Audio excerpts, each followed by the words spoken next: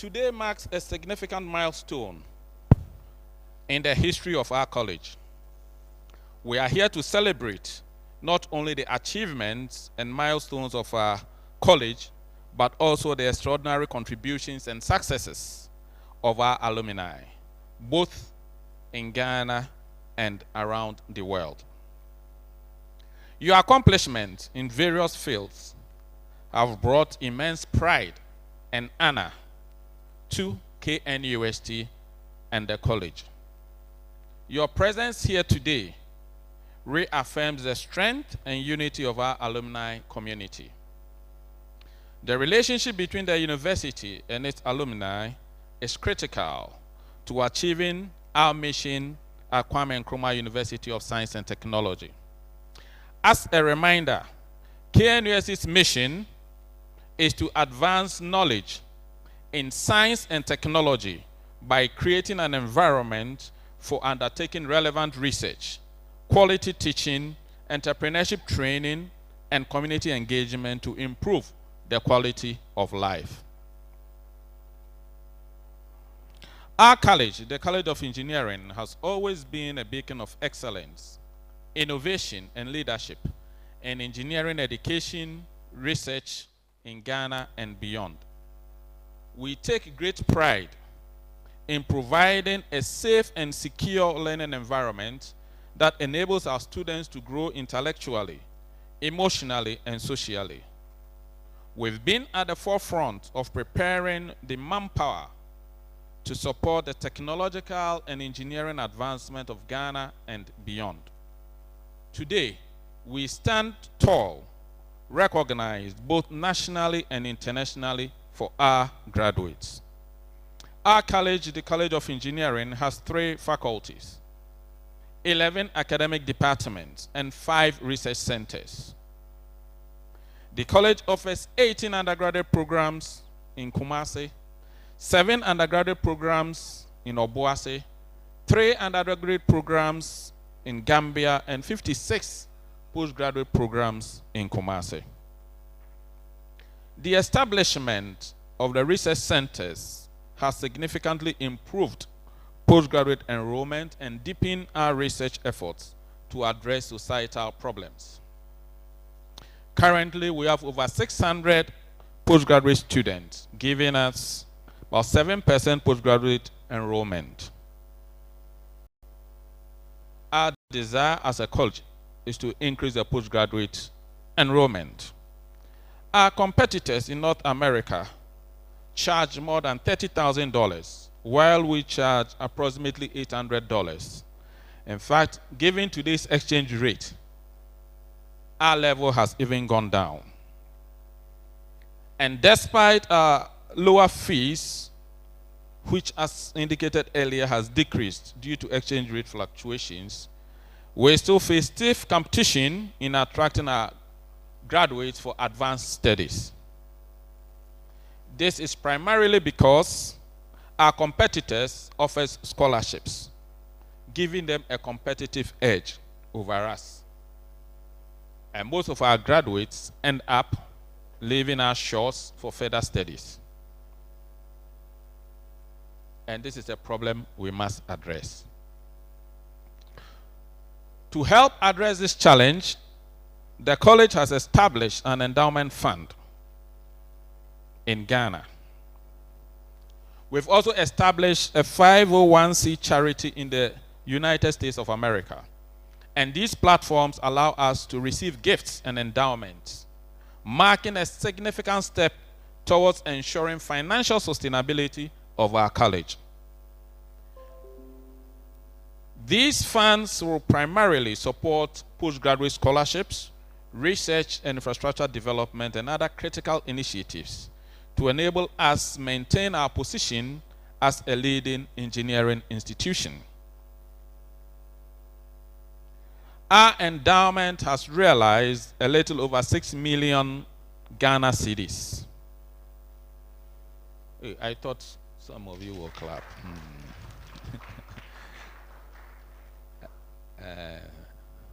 6 million Ghana cedis. This is coming from industry, alumni, and also staff of the college. Our target is to get the equivalent of $5 million. We have some of our board of trustees here with us. And we have the chairman of the committee on how to use the endowment fund. And I remember chairman of the utilization committee made a presentation to the board of trustees so we could assess some of the funds. And the feedback from the board was that the 6 million cedis is too small. And we're given a target to raise about 2 million Ghana cedis, $2 million US dollars. Chairman is shaking the head. $2 million. So we can start assessing the funds. And the good thing is that we are not going to touch the principal. We only take part of the interest. I am confident that this homecoming will provide us an opportunity to raise funds towards this initiative. So, chairman was clapping on. So let's at the registration desk, if you came with your checkbook or you want to give a pledge, they are there to receive you and attend to you.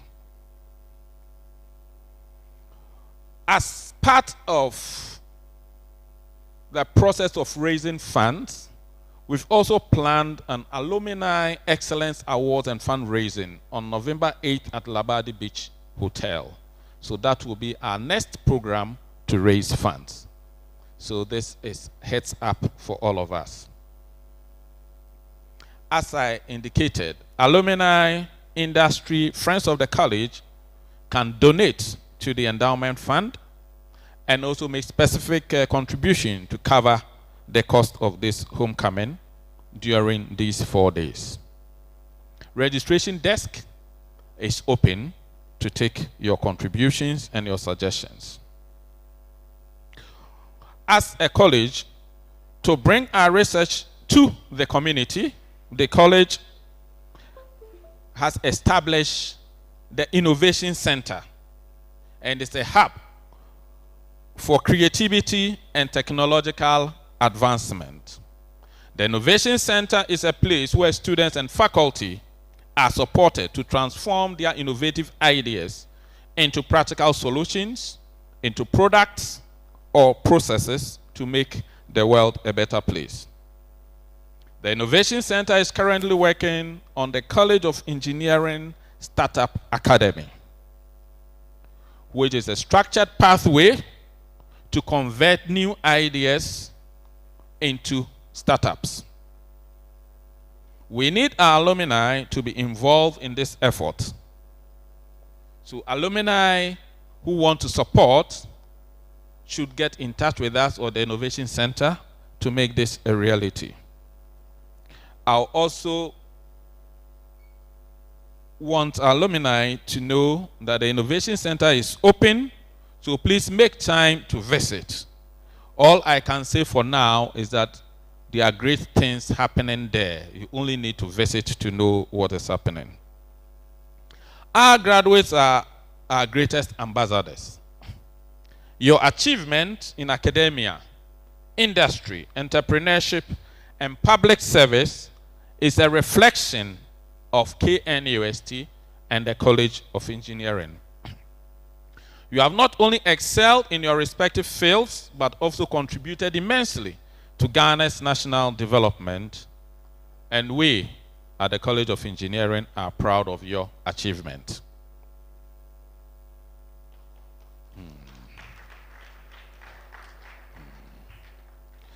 This homecoming is not just a celebration of the past, but a bridge to our future. It provides a unique opportunity for us to reconnect, reminisce, and reflect on our journey. As alumni, remember, I am also an alumnus of this great institution.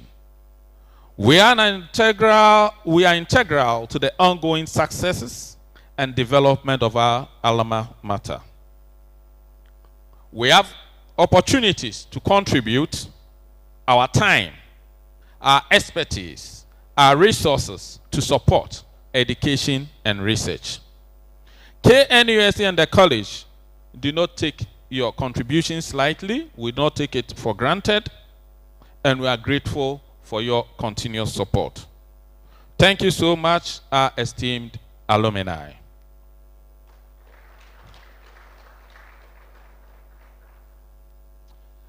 I would also like to extend our profound gratitude to the planning committee, chaired by our own Professor Collins Fosu. Yes, thank you. Planning committee members here, can we see you and appreciate you? Planning committee members. Yes, yes. Thank you so much for your dedication, planning the tireless efforts to make this event memorable. Please allow me to add that our chairman, Engineer Professor Collins Fosu, has supported this event with 20,000 Ghana cedis. Professor Chair, we are grateful. The committee has put together a great program to engage us these 4 days. We have faculty seminars where we expect you to share your experiences, exchange ideas, and forge new collaborations with one another to drive the college to even greater heights. We have visits to our Chancellor's Museum, to the only natural lake in Ghana, that is Lake Bosumtwe. We have games, we have the morale night, we have the food bazaar, we have the homecoming dinner, and also a glorious Thanksgiving service. So please participate. We also like to express our deepest gratitude to the Vice Chancellor and the top management of KNUST for their unwavering support. On behalf of the management of the college, I extend my gratitude to our key sponsors. Associated Consult, ACON. Yes. Engineer Professor Collins Fosu. The Ghana Highway Authority. Eris Properties. Well-Built Construction. Greatco Ghana. RESC, which is the Regional Environmental Sanitation Center of Excellence. KEEP, the KNUST Engineering Education Project. TREC, Center of Excellence for Transport. And GISA, the Engineering Students Association.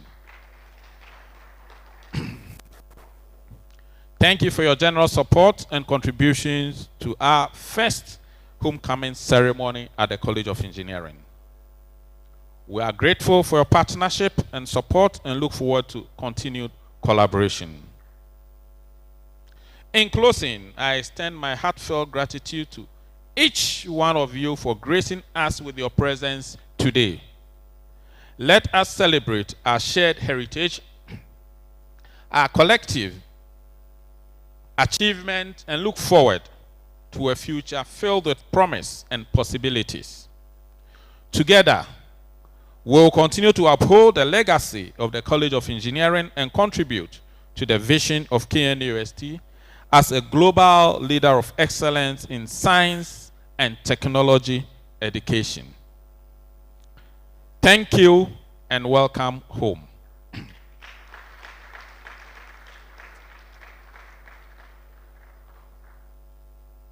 On this note, I would like to declare the homecoming duly launched. Thank you.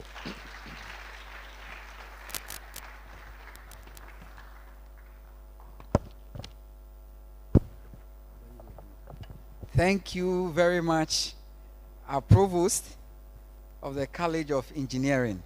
A big hand of applause for him. At this juncture, I would like to reiterate and acknowledge our sponsors. We have Associated Consultant, our own engineer, Professor Collins Fosu, Eris Properties, Ghana Highway Authority, Well Built Construction, GISA, KEEP, BRRI, RESC, TREC, and Gridco. A hand of applause, ladies and gentlemen, for them. So as our program is officially launched by the Provost of the College of Engineering, would like to move on to the seminar session quickly. Now, to do this, we have some panelists. So I would use this opportunity to try to introduce them. We have Dr. Enim Mensah. So this is about him. Dr. Enim Mensah began his career with internships at West African Mills Company and Ghana Cement Works in Takoradi. He earned his bachelor's degree in chemical engineering from Ken UST in 1998. Taught at Takoradi Secondary School during his national service, and then worked as a process and environmental engineer at Ghana's Tema Oil Refinery. Moving to the United States, he pursued a master's degree at North Carolina A&T State University and a PhD at the University of Cincinnati, Ohio, focusing on membrane science and technology. He has also completed specialized programs in technology operations and value chain management at MIT, intellectual property law and policy at the University of Pennsylvania, and business strategy at the University of Virginia. Dr. Enim Mensah, who has received multiple awards, including the 2023 Black History and Lifestyle Award, currently serves as an engineering manager at ITWS's Food Equipment Group and is the president of I2I Mega Hub, an NGO helping African youth make global impact. Ladies and gentlemen, with a hand of applause, let's welcome Dr. Enim Mensah. As we do, we would like to move on to the second person in no particular order. This is our own hardworking and esteemed president of the Ghana Institution of Engineering. I love this man so much. I love the others too. Because I'm close and then we fellowship a lot on several activities. This is Engineer Kwabena Bimpong. Engineer Kwabena Bimpong is a distinguished civil engineer who earned his BSc in civil engineering from Kwame Nkrumah University of Science and Technology in 1993. He began his career at Associated Consultant Limited in 1995 as an assistant engineer. Driven by a passion for road engineering, he pursued further studies at the International Institute for Hydraulics and Environmental Engineering, IHE, and TU Delft in the Netherlands, obtaining a master's degree with honors in road and pavement engineering in 1998. His dedication and expertise led him to become a principal consultant and a key management member at Associated Consultant Limited. In his current role as the Vice President for Business Development, he drives strategic initiatives and growth for the company. He joined the Ghana Institution of Engineering in 1999, where he now holds positions as National Counselor and Chairman of the Membership Committee. Additionally, he is an active member of the Ghana Institution of Engineers Association and has participated in numerous local and international conferences, courses, and programs, demonstrating his commitment to professional growth and industry development. A big hand of applause, ladies and gentlemen, for our panelists. Then we have today with us yet another person. This is in the person of Engineer Derek Kluche. He's the Wells Delivery Teams Lead at Talo Ghana. Ladies and gentlemen, a big hand of applause.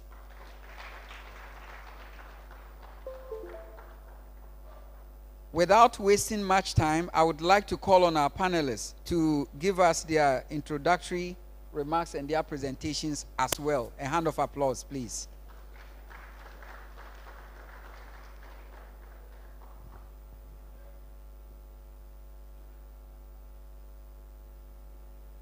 maybe I would have to invite Engineer Kwabena Bimpon probably would have to start first, and then the others would follow. A hand of applause, ladies and gentlemen.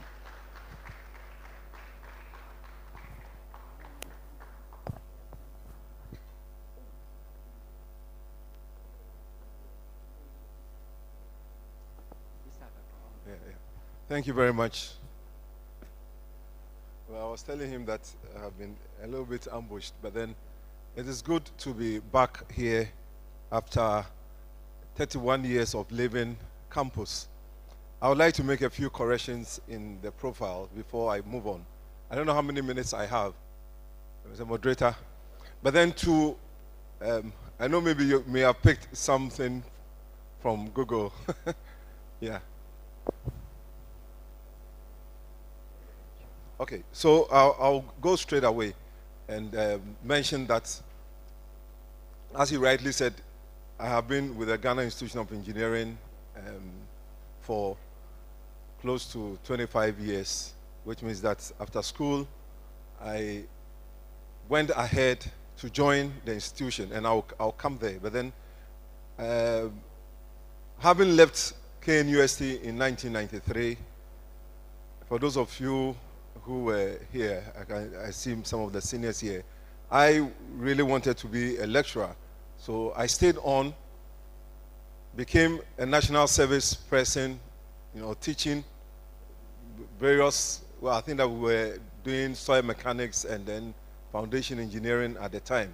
So, and of course, we had diploma. Those of you who are not aware, we used to have diploma at KNUST College. Well, at that time, we didn't call it the College of Engineering. That was the School of Engineering. So having left here, I pursued my master's. But then before going for my master's, I joined Associated Consultants as a graduate engineer. Nowadays, we call ourselves something different. But then I joined as a graduate engineer, worked, in various places. But one good thing that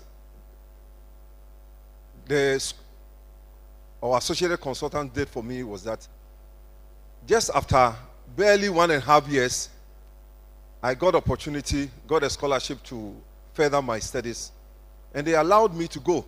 I don't know what they saw, but I believe that the training that I had here probably painted a certain picture that this was a person that they could trust.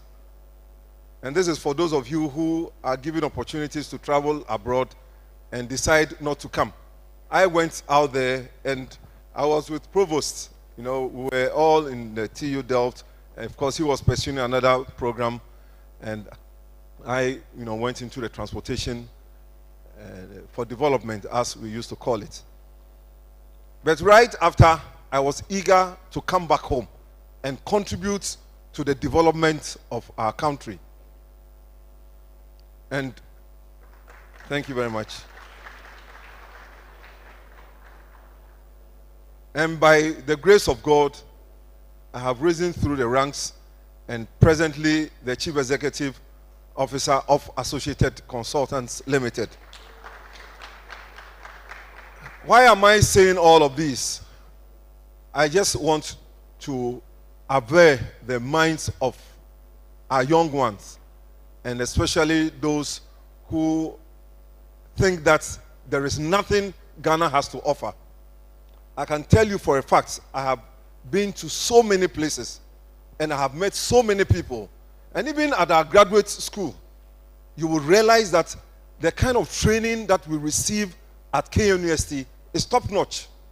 Because what happens is that our lecturers go out there, they gain some new ideas, and then when they come, those of you who are in undergraduate level, they begin to teach you things which are probably for graduate students. So we went out there and we realized that the things that we were being taught, we already knew them. It was more like a refresher course. Of course, there were some courses which were new. But for most of the courses, they were refresher courses. And I've always stated that in my class, we were from, I think, 15 different countries. 15 different countries. But I remember, and I always talk about it, a course in pavement engineering. The questions that were set, unfortunately, the lecturer was unable, and that's what happens. The lecturer was unable to complete the syllabus. But normally they will set their questions at the beginning of the semester. So if by the time of examination you have not covered it, of course you have the notes, so you have the reading materials. So you are supposed to do the reading. And this was an open book examination. So KNUST graduates, I don't know what you do now, but in those days, the formula and everything had to be in your head. You must understand it. So you go there and you are asked a question. Oh, I look at it. Oh, this one, the lecturer did not treat it. But I remembered that whilst I was in my undergraduate, I was taught that by Professor Ampedu. So all I had to do was to just go back, flip through, get the particular area, and just apply, because they are formally, because you have an understanding. And once you have an understanding, you do not need to have all the formulae in your head. All you need to do is to work through, oh yes, you apply this, you apply that, and you get it. So I remember that the lecturer then called us and says, you know, how is it that in the whole class, you are the only person who was able to do it? Well, like somebody would say, let me say it in Chi. I'll say modern bo. Do you understand it? So you do very well. You know, the usual Ghanaian will say that, oh, it is just by grace. It is the grace of God. But this time I'll say it is through my own effort. But then we know that it is through what we received here at KNUST. Now, there's something that I would also like to bring out. There are some of my mates, and luckily I have my mate here, Ebenezer, whom I have been with, you know, since even in sixth form, getting to before we came and met here. He has been my steady partner and friend for so many years. So Ebenezer Ochresedu. Now, what happened was that there were some of us. By the way, in my class we were only 28. Civil. Civil, we were only 28. There were some of the mates who thought that, look, we were receiving rubbish, or whatever we were being taught was a cake. But one thing that I would like to mention here is that it all depends on you. The grace of God is available for all of us, but it depends on what you do with that which you are taught or what you are introduced to. For you to get to that level, you have the basics. And for the education that you receive here, you can do anything. That is what engineers we believe. We believe that whatever basic education that you have received, you can even go out and become a lawyer.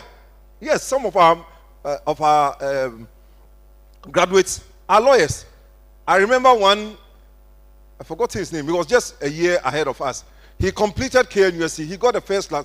Those guys, you know, he got a first class with about 80 plus. Those days, getting 80 was not common. Even the 70, you have to struggle. I don't know what you lecturers were doing. When you are very close to the first class, probably they need to do some normal distribution and put some people in their level. So this gentleman, immediately he completed electrical engineering. He worked at ECG and went to, for whatever fun of it, decided to go and read accountancy. And within a short time, he had chartered and he became a chartered accountant. Victor Menu or Victor something. He's currently an accountant, engineering accountant. Can you imagine that? So, all that you have studied here is only the beginning. You can build on it and do exploits. Just yesterday, I was talking to another engineering graduate from KNUST. He's going to do a master's in industrial mathematics. He's into coding. You know, he was 2 years ahead of me. He's into computer science. I think that is what I should say. Doing all sorts of things, learning new things. Python, just name it. You were making a joke of the fact that we studied Fortran 77. And I was asking him that, do we still use the Fortran, language? But now they are higher, languages. Now we are talking about, artificial intelligence and all of that. You can make it. It doesn't matter that, we were not taught this in school. It doesn't matter. You can do self-study. And with that self-study, you can go to the highest level. So the point that I would like to leave you is that we who pass through this system have a lot of trust in it. And I believe that all the alumni here will tell you that, look, you go out there. We have been with the best. Okay, we meet them, but you realize that there is some uniqueness. Yes, in our days, we had some challenges. But then what you have now with the Internet of Things, with AI, with your facilities, please, you don't have any excuse. Excuse me. You don't have any excuse. And for those of us who are alumni, remember that we are the ambassadors. We must ensure that we unfurl so that the world out there would know. Luckily, my son completed KNUST about 3 years ago. He went to the Berkeley in California. And at the point, they were asking him whether he went to a school. I'm sure you know Kwesi Jima Bempong. They were asking him because he was excellent. He did well. I went for his commencement, and they came to thank me. Where did he get all that from? It is from it. Yes, you can have very good. Thank you very much. You can. All you need to do is to believe in the education that you have received, so that as we move into the next level, some of you may be wondering why I keep coming here. I keep coming. Yes, I've had friends. The provost, Professor Aduma Samoa, was my classmate, and him also. Of course, he was only a year, behind me, and we went to the Netherlands together. But then I have come to believe in the education that is being offered here, and all you need to do. And all that we need to do is to just apply ourselves a little bit more. As a chief executive of my company, I work with mainly College of Engineering graduates. Yes, and they come in, and I can tell you that they do great things. All you need is a little bit of training, and they can move so high. So please, I don't want to take too much of our time, but except to say that let us go out there and be ambassadors for KNUST, College of Engineering. And I know that at the end of the day, we will all come back and give testimonies like this. That is what we are looking for. We do not want to see in the headlines that KNUST, graduate of College of Engineering, has done this. Yes, there are still challenges out there, but as engineers, our role is to provide solutions. Go out there, there are problems, people are complaining. Yes, but in those complaints or in those so-called challenges or problems, I choose to call them opportunities. They are opportunities for us as engineering graduates or engineers. We talk about engineering practitioners. But here I believe that I'm talking to engineers and engineering graduates or engineering students. Ours is to go out there and provide solutions. And my last one, and this is something that has not left me, is the fact that whatever you do, always ask why you are doing it. Don't just do it because that is how it is done. You need to have understanding. Because if you do not have understanding of the processes, of the mechanisms, of the science or the engineering, of the technology, all you'll be doing is you'll be fighting the wind. You just do things just because this is how it was taught. And I've had such situations where somebody comes for an interview and you ask him, why do you do this? This is how we do it in our office. This is how we do. This is what we were taught. Yes, you were taught that, but do you understand what you were taught? Those equations, those long equations, do you understand why they are there? So that, because if you don't have an understanding, how can you change the status quo? So with this few words, I would like to thank you for inviting me and giving me the opportunity to speak to you. Thank you.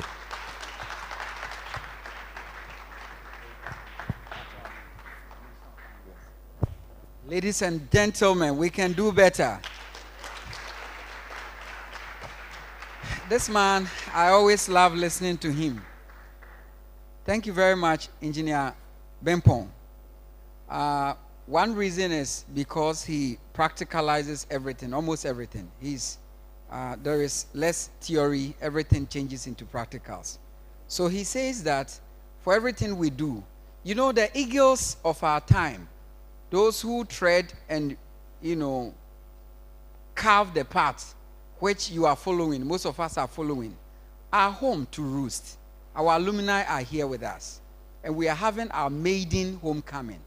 I would like to reiterate that it's first of its kind, in probably, if you like, and if I'm not boasting, in the West African sub-region, this is new. In KNUST, people try to talk about it. We are making it happen today. A big round of applause to yourself. I'm using this opportunity to thank our provost and the management of College of Engineering and the committee members as well as the sponsors. So that's what Engineer Bimpong is saying. Now, during his time, it's interesting for him to also inform us that they were going through Fortran 77 programming and so on and so forth. It's a bit laughable. And special greetings to my seniors and those who have treaded the path that we are on now. Thank you very much. And thank you for giving me this opportunity. So I know he went to St. John's, that's why. Yeah. So we are the giants. We are the owners of Takrady. So, I'm Derek. We are actually the first batch of petroleum engineers that were actually trained in KNUST. We completed in 2008. We started 2004. I know when we started, there was a lot of discussions in the background at what are these guys going to do. Whoever had that vision for petroleum, God bless you, honestly. God bless you. Because the timing of everything, and when Ghana discovered oil in 2007, and we coming out in 2008 was just strategic.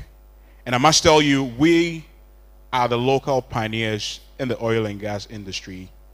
I've worked since I've come out of school. I've gone on to do my master's. I used to live in the UK in Aberdeen, so I did my master's in drilling and well engineering. I specialized. And currently, as a Ghanaian, I look after the well engineering delivery. What our main aim is all the news you hear about all the oil being produced and all the work that we are doing in the background with Ghana's making, how do I put it as simple as possible, making money for Ghana in terms of the oil we produce. And my team does all the job. So we do the planning, the delivery, we put the wells in the ground, we do all the designs. And I'm very happy, Engineer Bimpong said that, very, very happy. What we are taught here, we think, oh, what are these professors teaching us? This is not industry. Honestly, it prepares you. And you have no idea how important the training we get here is for us when we go out there. Because honestly, when I did my master's and I sat in the class with people from all over the world, it was interesting to know that what we did back in school and what we were doing there was the same. They just taught it differently. They honestly just thought it differently. And as my senior engineer said, most of us, we are passionate about being able to extend our experience to the young ones because we know what we are capable of doing out there when we go out there. And honestly, everywhere I go, I take the opportunity to say this, and I'll keep saying it. And as a challenge, I always throw to my colleagues and my professors when I meet them, or my senior engineers when I meet them. And it is that as much as technically we are training the kids here, it's very important we train them on the soft side of the skills that they need out there. Because I'm heavily involved in the Society of Petroleum Engineers globally. We do a lot of volunteering work and we spend a lot of time teaching a lot of the young engineers. We do that skills transfer where we try and bridge the gap between the academia and the field. And one of the things we've noticed with a lot of interviews I've done with young engineers that come out of school that we are trying to hire, or we're even trying to take on as internship, or we're even trying to take on as national service. And I'll put this to you, the young engineers or the students that are here. The problem I have seen and the issue that keeps coming up is most of you are extremely smart, but you don't know how to express yourselves. And how will I know how good you are if you can't tell me in simple words, explain to me what you've been taught, why you know it, why it's been taught to you, and what you need it for. And as Engineer Paul said, they'll just go like, oh, that's how they showed us it's done. It doesn't work like that. You need to question things. So we always say that our professors are not scary. They are normal human beings like us. And to tell you the truth, they actually enjoy you engaging them on intellectual conversations. But because our culture has taught us in a way where I like to disturb this narrative, taught us in a way where because someone is an adult, once you interact with them, you shut down. It's always been Africa's biggest problem, and Ghana in particular. Because once you get them out of their shells, these engineers are brilliant. Once you get them out of their shells. So it's important that as much as you're learning the technical skills, try and learn the soft skills as well. Learn how to communicate. Learn how to work in a team. Develop your leadership skills. Your leadership skills is not necessarily going about and looking after a bunch of people. Your leadership skills starts with you yourself. Can you manage your time? Can you manage the people you are with? Can you handle the group you are in? Do you know that, okay, if I need to get to the office by 8 o'clock, I need to leave the house like, say, 7, because where I live and where I need to get to the office, there's a time gap, and there's a possibility that there might be traffic on the way or something might happen. So why don't I leave early, get in early, set up, get ready for people to come? All these are part of the leadership skills because it starts with you first. So those are some of the things I want to leave with you, the young engineers, because honestly, to tell you the truth, we all came out of this place. We all are products of KNUST. I am proud Ghanaian trained. We are the first batch. We started the course, we're like 24. We graduated around 12 of us. And currently, as it says, 15 years plus working in the industry. We are the leaders in Ghana's oil and gas industry as Ghanaians. We didn't have to go and bring foreigners from outside or anywhere like that. And I like to shake this table as well. They are not better than us. Honestly.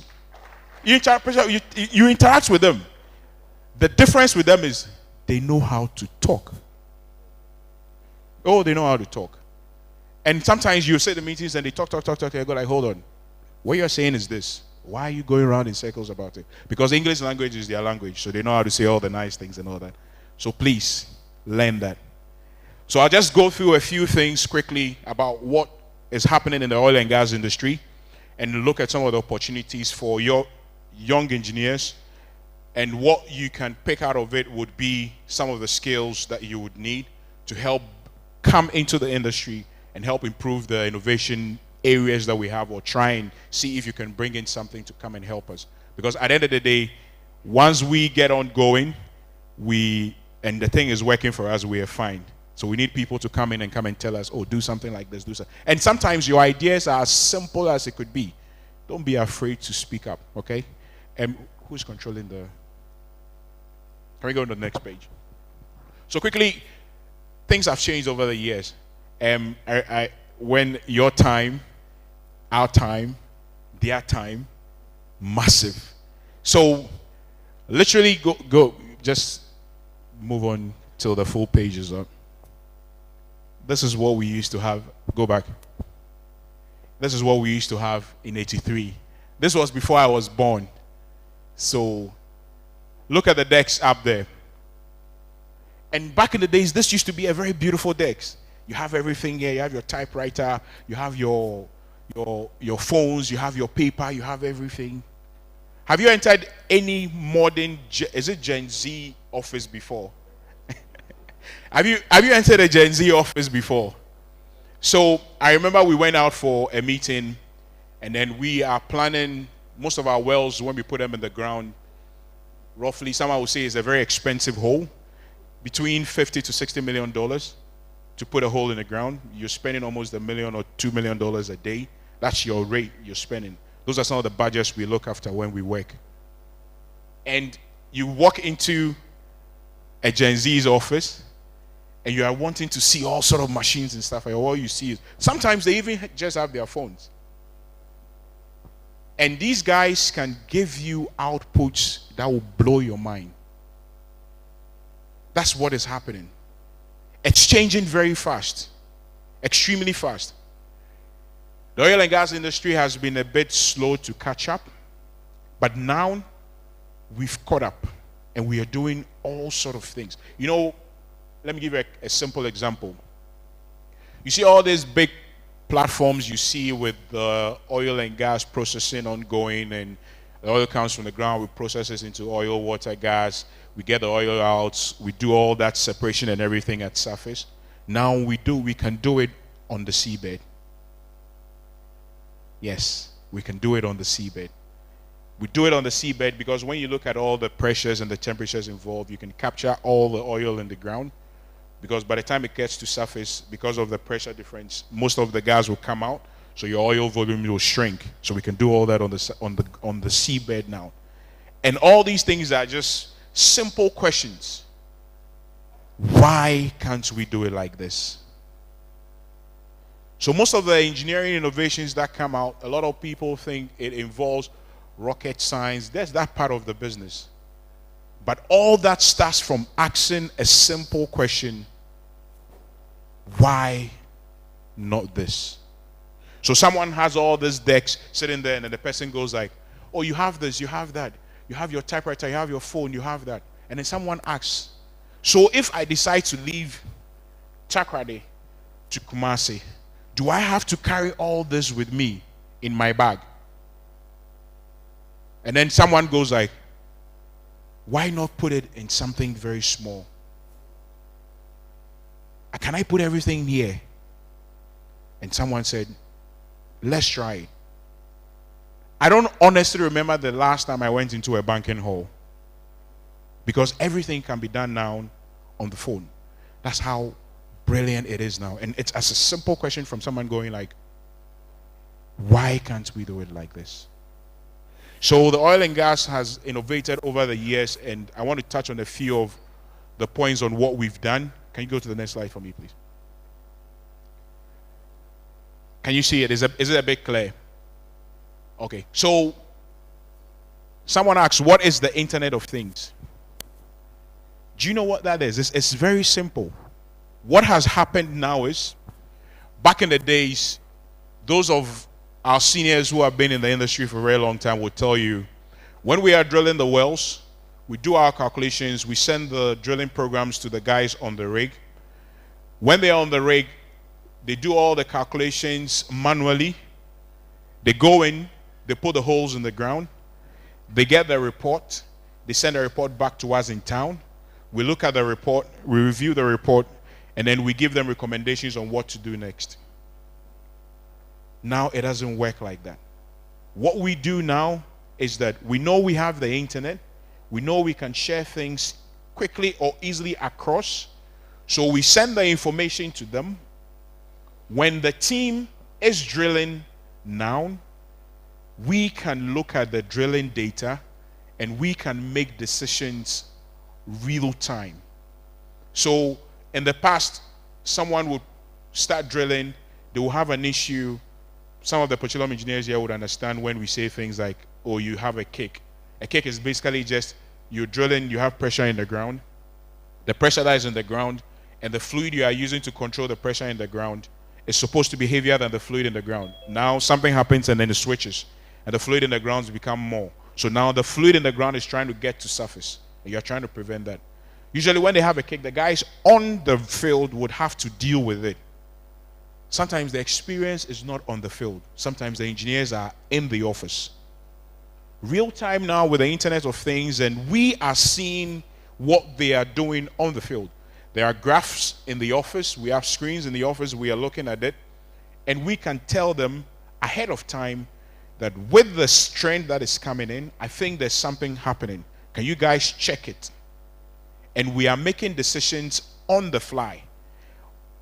Another example, we will drill, we'll get the data at the surface, and then we'll go like, okay, maybe this is the top of the reservoir. The reservoir is where you are looking at where the oil is. And then we wait for the rock samples to get to surface before we look at it, analyze it, and go like, okay, we are there. Now it doesn't work like that. Now, with the trends, with us sitting in the office, we can run a tool where we call the tool geosteering. And what we do is, whilst we are drilling through the rock formations, I can tell with the data onshore that we are actually going through the reservoir rock, or I want to avoid this section of the well because there's water in there and it's not water I'm trying to produce. I'm trying to produce oil. So I try and avoid that, and it's geosteering, and I can steer away from that. And all this is happening around 3,000 meters down in the ground, and the data is coming to us in real time. These are some of the things that we are looking at in innovation. And these are coming from these engineers like yourself, like me, who sit out there and ask the question, why do we have to wait for the report in the morning when we can get the report in real time? So as an engineer, it's all about asking the why question. Why do we do this? Why do I do it this way? And go on, how can I improve how I'm doing it? And that is what changes things. Another thing, engineer talked about artificial intelligence. Honestly, that, I'll call it that thing, is beautiful. No, it's beautiful. It's full of so much information, and all it is doing, for those who don't understand it in simple man's language, all AI is doing is taking millions and billions of information, analyzing it, and inputting and outputting a result that is near a certain percentage correct enough to aid a decision making. It's not, it's as simple. It's like you. If for those of us who always don't know what to eat, when you have options and you are spoiled for options, it's about how you are feeling at that moment, and you decide, oh, okay, maybe I want to take this, so this is what I'll take. When you go on the job, it's not about how you are feeling or how the thing is. It's about that decision that, one, is safe, two, is financially viable, because at the end of the day, you are not, unless you are working for a charity organization, we are in to make money. So we are looking for a decision that is cost effective, at the end of the day, make me enough revenue to reinvest either into the business or whatever I want to do with that money. AI gives us the ability to make that decision within a short space of time. And the idea for the short space of time is to allow me to have enough time to do the things that are important. Because there are school of thought about, oh, it's unregulated, and then you don't know what is spewing out, and someone will say garbage in, garbage out. So it's all about the information you put in and all that. And it's true. Very true. So in the oil and gas field, what the artificial intelligence is doing for us with machine learning, because the system is gathering the data, is spewing out the data, but it is learning in the process. And we use this to do preventive maintenance. Because usually if you have a maintenance superintendent, his job would be, he comes in the morning, he takes out his sheet, we have this plant, this plant has been on for 10 hours, this plant has been on for 20 hours, we need to put this one into maintenance, we can't shut down, so we need to move this around and then run this plant before we run this one, and then this one is working okay, I can run this one for 2 hours, switch over to this one, maintain it, and all that. And that is a human being making that decision. This AI with machine learning can take away that human factor and the error that comes with the human factor and decide, okay, run it this way. And then you can schedule your maintenance. Do it in a way that at the end of the day, you are having that individual who is going to be sitting there thinking about, I need to do this and do that and do that, working on something else that is very productive to the business. So we use it a lot in the industry, and it's one of the things that the oil and gas has begun to adapt over the past few years. So there are times when the last campaign we did, we put in almost 20 plus wells in the ground in 3 years. And just do the maths. Each well cost $60-70 million for each well. Look at that investment. Do you know how much we used to drill wells in the past? We used to drill wells as much as $100 million. So you've saved yourself how much? Almost $30 to $40 million. Think about what you can do with $40 million. You get it? So the whole idea for this part of the business, where as engineers, we are very important to the machine that is working in the industry, is to find ways of making our lives easier very fast. We have a lot of the young engineers that we take on right after school, and we actually go through, engineer will tell you, we have a structured program for most of them when they come out. So for us, all we need is engineers that are ready, open-minded, that understand the basic engineering that they need to understand to come into the industry. And it's our duty as current people working in the industry to get them up to speed with what is happening at that moment. And when we get them, honestly, I keep saying this, I say it everywhere I go, Ghana trains one of the best engineers in the world. No, honestly, some of you might go like, oh no, it's not true. Do you know the engineers who... Do you know what is happening now in the oil and gas industry? In Ghana, all the companies are now, most of them are recruiting from Ghana, and they are sending these engineers globally. It's amazing. And all these products of engineers are coming from KNUST first, and then the others. So please, what you are learning here, what you are experiencing here, make the most of it. It's an awesome experience.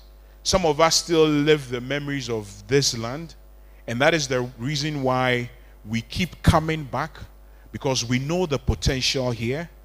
We know the potential when you come out, and it is our duty as alumni or people who have been here before and who have done it out there to tell you how to do it, not necessarily how we did it, but how to do it, and to give you the opportunity to figure it out on your own, because what works for me might not work for you. But if I can show you, you can use your own brain to decipher how to do it on your own.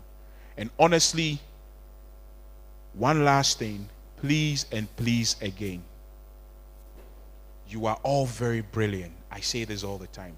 The training you get here is brilliant. Work on your soft skills and be very bold. Believe in yourself. Be bold. Believe in your abilities. Come out there. Ask the questions. Why are you afraid you are going to be wrong? And that is why senior engineers are there. They will correct you. Don't keep it to yourself. Stop living in your shells. Come out of your shells. I took up my role 4 years ago. Young engineer, 4 years ago. I'm Ghanaian. I've lived in Ghana most of my life. I was on the road working for almost 8-10 years. Lived in the UK, lived in the US. I've seen the world. But I always wanted to come back to Ghana, because this is where all the action is happening. And now I took a role from a white guy, and for the first time in one of our campaigns, we did 3 years LTI free. What LTI means is lost time incidents free. And we had about 80% of the leadership team, engineering, for that period of the job being Ghanaians. We are as good as we believe that we are. And once you do that, nothing takes that away from you. The belief is in you.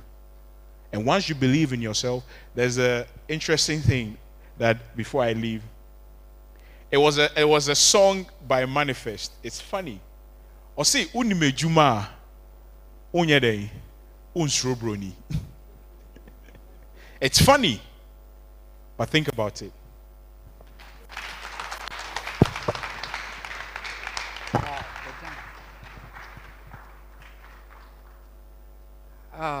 Ladies and gentlemen, a big round of applause again.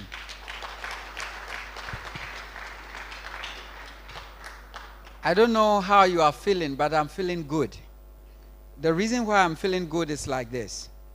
So our alumni, they have come back home like hunters. When they went through KNUST, they received bullets and ammunition to go and hunt. Now they are back home with game. I'm on the Namaba and because I hear him mentioning, I hear him $1 million and all that. I'm confident that our endowment fund is going to be super fat. A big round of applause to him. The oil and gas man. But I miss everything the feeling, I can only imagine that self-love is in there. He's giving us confidence. You know, Engineer Bimpong laid the foundation of the cake, and he came to add on. The fact that you are hearing that we are the best globally is amazing, it's super amazing. But you know, the heights that great men reached were attained by sudden flight.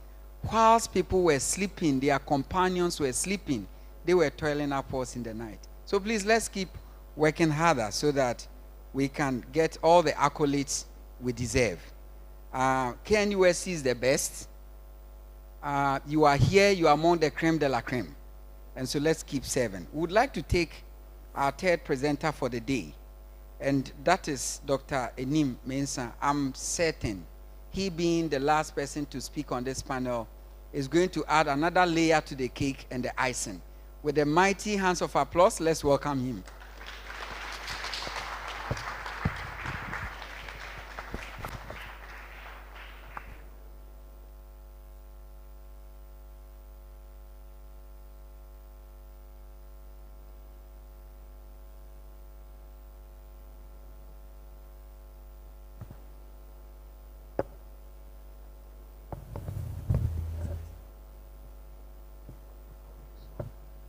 You will explain.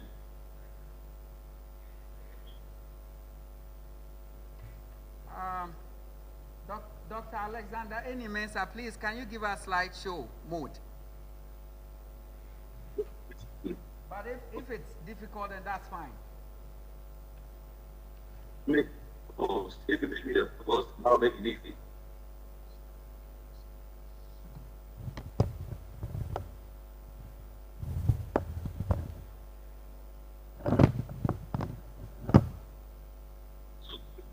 So let's see if that's possible.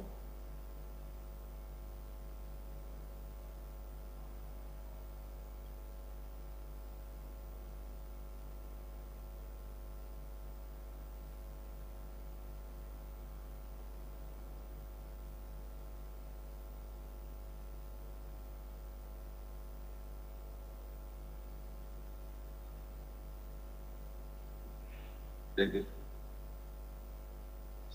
Okay.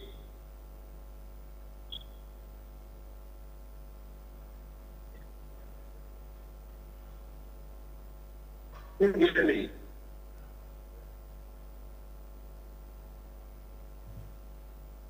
please.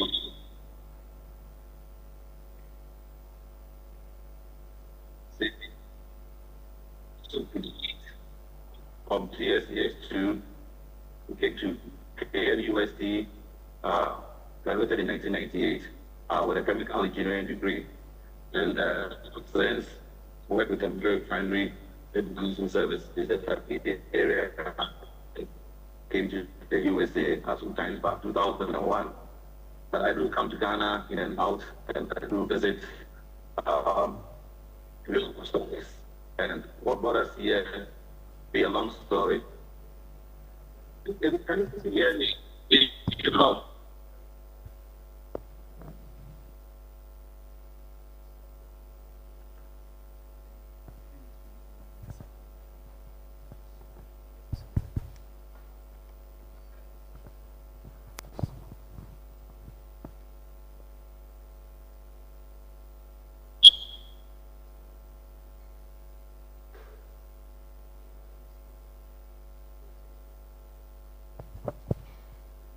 Doctor, please, we can hear you. Okay, so today I'm also going to share something a little different, and then it's to three pieces. First, I will just give us a teaser where our ideas can earn something for us, followed by sustainability, innovation, and adding value to KNUST.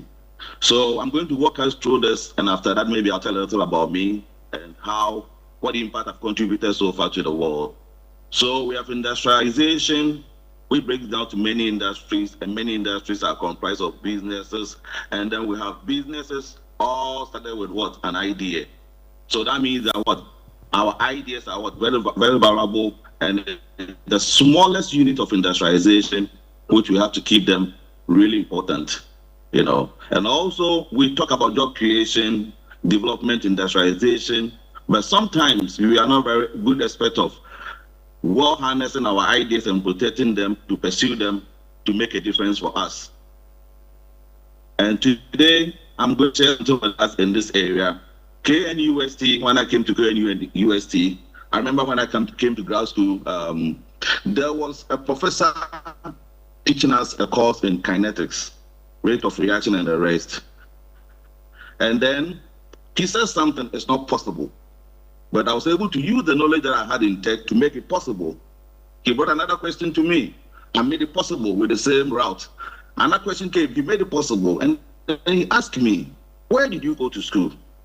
I mean, what you are showing me, the book is not saying it's not possible. How were you able to do it? And I told him that, hey, one of my professors called Nabwache, which we called him Kwache, was one of the people who taught us some of these things. Long story short, I was in another class, which is chemical engineering application, which involved a lot of mathematics. The book said you can use another principles to do it, but I was able to use that principle to do it. I was able to do, and we made corrections to what we've learned here. You know, was always looking for what. So that's how I stood. When I graduated from KNUST, there was an issue at West African Mills. I mean, West African Mills processes cocoa oil or cocoa butter from cocoa beans. And they were having issues environmentally. And I went in, presented on some consultants, and lo and behold, just coming out of school, I was able to have that as a consultancy. So there came a time that this is an original idea. What can I do to actually preserve this in terms of filing a patent? Because I developed a process. And that's where the story started. I went almost everywhere. I couldn't have any help to be able to secure this. I was told just to search if the idea is true and original, I was going to pay $2,000 just to search. So I just went back and forth. The company was willing to fund me, so they gave me money to build the prototype, where they brought the EPA and other government agency in there, and I was able to prove that whatever I'm talking about works. Now, who's going to help me to cover this idea in such a way that I can be able to scale up across Africa? And that's where the difficulty came, and that made me leave Ghana to the USA. You know, so when I came, I also decided to pursue masters and a PhD here, and in the class, several things happened, which also held the flag of Ghana very high. So in today's world, there are a lot of signs when it comes to sustainability. What we've done in the past, we are paying for today. You know, everything we do has a positive or negative impact. And have you thought about this as an engineer when working? Yes, we want the money, but we want the money in a way that we can promise our children tomorrow that we are not going to compromise the environment for them. We are not going to make things hard for them. Other thing is, we've seen the science around. I mean, some of us will say that, well, I was here, I used to see this, I used to see that. Now I don't see that anymore. What is happening? You've seen a lot of drought, a lot of flood, weather change pattern. You know, last year I was talking to some people and they said, oh, it's raining. In November, yes, it's raining. So what is happening? You know, we've also seen disappearance of some plants and animals, and now because of mining, people are just degrading mountains here and there, just for what? Pleasures and comfort. We want to live on the mountain. I remember in 2015, I was in Ghana going on the Ebri Mountains, and I saw that there was water gushing out from the rock. I think when they blasted the road, they should have what? Make sure that the water which is supposed to sit in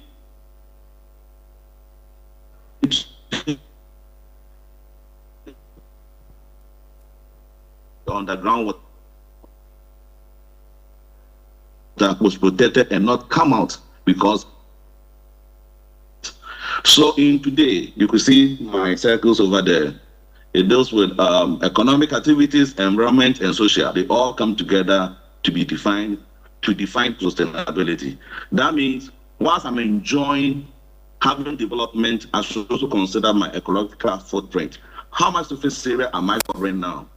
Today, we build houses which one person living like a football stadium. And in the house, everything is tiled up. You have tiles all over. When it rains, how can the water go back and replenish the aquifer down there to be able to feed our wells and then the surface water and the rest? So we have to be mindful of this. Whilst we're making money, think about sustainability to promise our children tomorrow. So based on this ecological footprint and human development index, they all consider economics, green environment, safety, quality, ethics, diversity and inclusion, because within diversity and inclusion, we can always make a decision and be able to come up with something original, because diversity, people from different backgrounds works well, because what you don't see, they will see. What is a taboo with yours might not be a taboo with them. So you want to develop something at the end of the day which can be scaled everywhere, and diversity and inclusion always goes well with innovation. And you have to consider the community in which you find yourself. So why sustainability is important? We already know, I already mentioned about this. The resources are dwindling. Now we are resorting to green stuff, green this, green that, renewable this, renewable that, because the population is growing and resources are dwindling. So if we don't take care of this, we are not going to promise our kids in the future. What anybody does affect each other. Now, when it rains and it floods, everybody's affected. So we have to promise our kids or our generation to come, importantly, that sustainability whilst we are doing an engineering is very important. Do you consider sustainability in your engineering? Do you account for climate change in your design? Because it's real. We're looking at the project in Ghana. I mean, that's the oil hub. I was working with some people to get into the into the petroleum hub in the Azim area, and in the projection, we considered possibility of sea level rise, and for that we allocated a chunk of money because in the future that's a possibility. People are winning land from the sea, and also we also know that now what is supposed to be stored on the earth surface, they are now gushing into the sea, because they were supposed to be stored by mountains, by the land. Now people are winning land here and there. Places which used to be marshy areas are now recovered for stores and for houses and for the rest. We have to be mindful of that, such a way that we put our engineering into perspective, so the way that we don't continue to lose our water into the sea. Else, we may have to go to the sea with desalination to get back our water. So, some of the innovation that we've seen, you hear about floating train. It looks really wild. But the principle that you've learned at school is what they are using. Nothing really happening today has not been done. The principles have been done. It's just the principles that you understand and apply them. This is using magnets to North Pole and North Pole repel, South and North attract, like dissolve, like those kind of stuff. And then since the rail could be negative, and then the under the train could be also negative, it will be repelling, and the train will rise and float. So friction goes down. So you can be efficient with the energy and then be able to transport a lot of people. And this is a construction which was going on in Seattle area, which is Washington, USA. Another thing is, you've seen this before. You see how the camera, the lens closes based on light. The same thing is being applied for a stadium to be able to do this. You look at it and you marvel, but the principles are the same. It's already scaling this up to be able to do this. So nothing is above us. We already learned that in school. And then there's a solar balloon.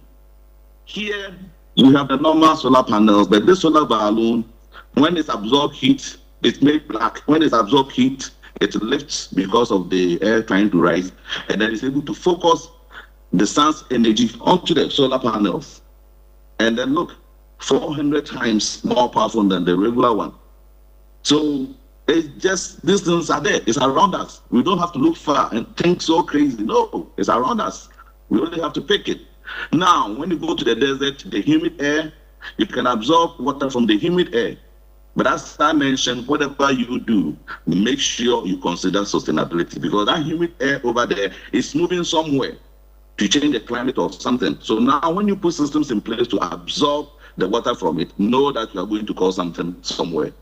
Like a mountain, you have the windward side where it will rain, and you have the leeward side which is dry, because you're taking all the moisture out on the windward side. So know that any technology that we do, we have to do risk analysis for the environment to be able to make sure that what you've come out with, you've considered the environment in the perspective. Now, you all heard about hydrogen production. Yeah, I wrote a paper recently for Algeria, which they are looking into this hydrogen production, but they are not just looking into it from a fossil fuel base. They are looking at the splitted on the electrolysis to produce hydrogen, and the byproduct is oxygen, which can be used for something else. Recently, they've been able to use the same hydrogen to be able to power a plane. And what it is going to be a taxi. Maybe a 1 hour journey from an airport, you just sit into it, 15 minutes, you are there. And the byproduct is just water, which you could see, which is just a form of drone, which is possible. So these things are not far from us. When you look at it in terms of the principles, you say, oh, but this is simple principles. So that's how we have to put our mindset that whatever is existing, they all have principles which are very simple that we've learned already in class. Just building of them to be able to do something different with it, the effort that goes into it. Do you have the patience? Do you have the setup and the system to pursue innovation? Do you have the people and the knowledge? What idea do you have? and what are your intentions. For whatever idea you have, you want to scale to something, the intentions also drive it. And you could see that innovation is what? A multidisciplinary endeavor, which I'll share some few things, which we all have to consider and to be able to support KNUST for us to be able to do more. Because I remember when Professor Richum was talking, that was last week or last 2 weeks, I had a chance to be in that meeting. He mentioned about having more graduate students and creating more jobs in Ghana. The technology is there, the information is there. The only thing is we have to look around us to be able to tap into it and be able to go forward with it. And on top, we have to also empower our engineers in a different way. I remember Kluche mentioned about this, about not only being technically sound, because to be able to make your impact head, you have to have a lot of the management and the soft skills, which is very important. I quickly realized that when I came to the USA, I realized that and realized, so I took so many courses to help me to be able to get that part together, So because I deal with a lot of people, I deal with a lot of teams, and especially when you're pursuing innovation, you have to know how to deal with your people and how to understand the communication that it's not technical engineering, you want to over-design. If you over-designed, you shot yourself in the leg, meaning that I have over-designed something that is not going to break any soon. It's going to take 10 years for it to break. From that time to the 10 years, after someone buys the machine, what will you eat tomorrow? You have to be able to create in such a way that at least you can have a service part coming in, selling service, selling other things to be able to make you sustain yourself. So gone are the days that things were over-designed. Today, it's not like that. I can say I'm designing my product to last for 7 years. So within the 7 years, maybe the 3rd year, pump will break. So where I can sell a pump and a part. In the 4th year, a part will come out.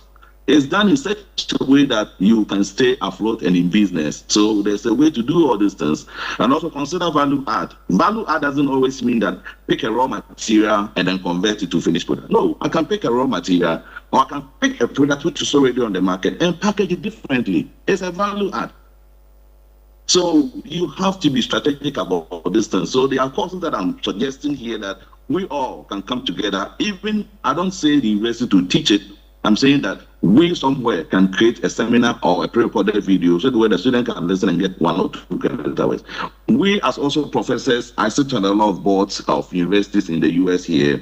We also have to encourage people to think original. Sometimes we look at the book and there are some things in the book which sometimes when you have the chance to look at it closely, there's a way that we can teach it differently. I know the student to professor ratio is very high in Ghana, very difficult. I remember one of my class, that was in 94. There were 400 of us in the class. That was analytical chemistry. Imagine a professor teaching this number of class, but they've done very well for them to sacrifice for us today. And today I can say that, Dr. Mumadi, Susan Mumadi, Hungarian have contributed so much to me as I'm talking now. So this is a journey when you have an idea to commercialization. It depends on the industry. I'll call this an eye chart. But what is important is it comes with different profession. So even the ideation process requires a lot of things, but exposing the student to it, however how big, at least they have an idea about it. I remember when I came to the US, my research area was in separations, which I did membrane separations for my master's on the engineering. I played with inorganic material like titanium or ceramic membranes used for supercritical fluids. And my PhD, I went to polymeric membranes used for organic solvents. And I worked a lot also on water. So I tried to cover the field because what happened? One professor just mentioned about it in class that there's an area like this. So when I came to the US and then I was asked, these are the areas, which one do you want? And I saw that, no, those look like a very good area. And then I got myself into it. And I was one of the early researchers in this area to be able to use ultrasound to look at these things in a non-destructive way, to do so many things with that. And that ended me defining a new dimensionless number. You know that Reynolds number is one of them, Prandtl number. Those numbers, about many of them, I found one in the membrane science and technology field. That gave me a lot of accolades that is being explored now practically for something different. So looking at this, you can see there's funding and investment, there's business planning, there's intellectual property, there's testing. Engineers can do testing and validation, but there are codes in there, which is a standardization and different codes in there. You have to meet this, you have to meet the approach, such a way that there's going to be a lot of touch points. Like you could see marketing there, the business department can come in, all the different people of this discipline at the university can come in. So to take an idea to commercialization is something that we can also tap into it and then teach the student a little bit to be able to understand this. I know as an undergrad university, in most cases, there are fewer graduate students, but we'll try our best to help the university to be able to get there, to get more graduate students to be able to pursue and to get more things done in terms of research and development to help Ghana. So adding value to KNUST, I know Professor Brichum mentioned about this when I was in the meeting. She said increase the number of graduate students. To increase it, you need to sustain them, give them money, attract them. What can we do to do that? So graduate students can focus on more research, create more innovations, start up, create more jobs, and also put KNUST on the map, global map, because we come up with something and we have to make noise about it for the rest of the world to know. Even if you cannot manufacture that in Ghana, we can help you to file an intellectual property such a way that this can be sold to get more money to fund other projects in Ghana or in the university. Because we will talk about money, but money also helps to be able to do most of these things. Another thing is attracting more graduate students. When I came to the US, I was given a full scholarship. I was paid stipend, and I was also, my insurance was paid, and then my school fees was paid. All that it is this is a project that is funding you. We want you to do this A, B, C, D before you get your degree.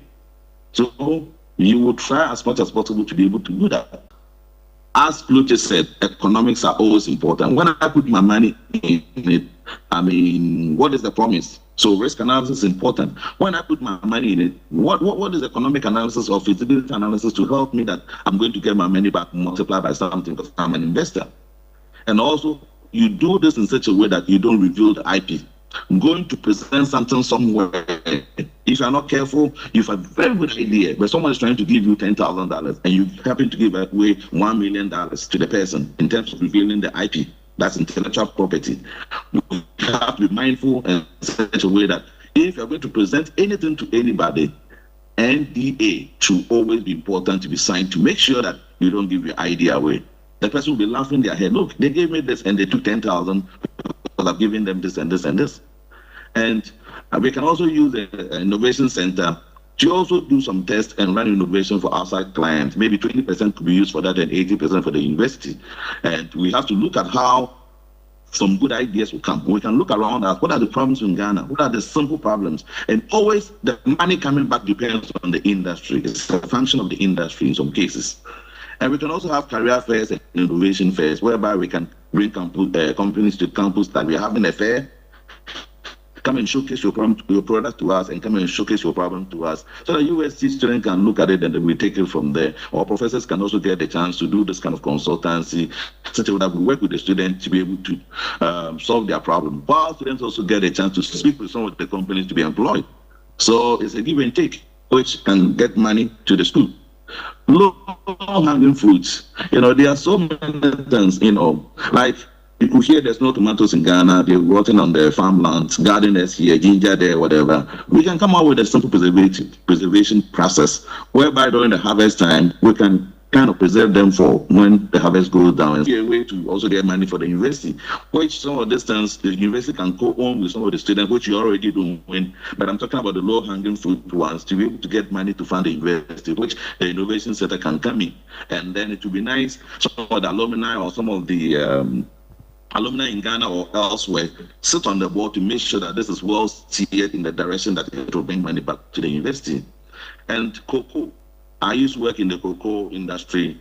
We can come up with a new of processing which we can license to people in Ghana, and then also brand some cocoa products. Everybody likes cocoa, and cocoa also have a lot of value for our health. So we can look into some of these low-hanging fruit, develop them, and then work with the School of Business so the way that we can run some of these things ourselves there to get money for the university. So another thing is alumni can also adopt, innovate on some of the projects and co-own them.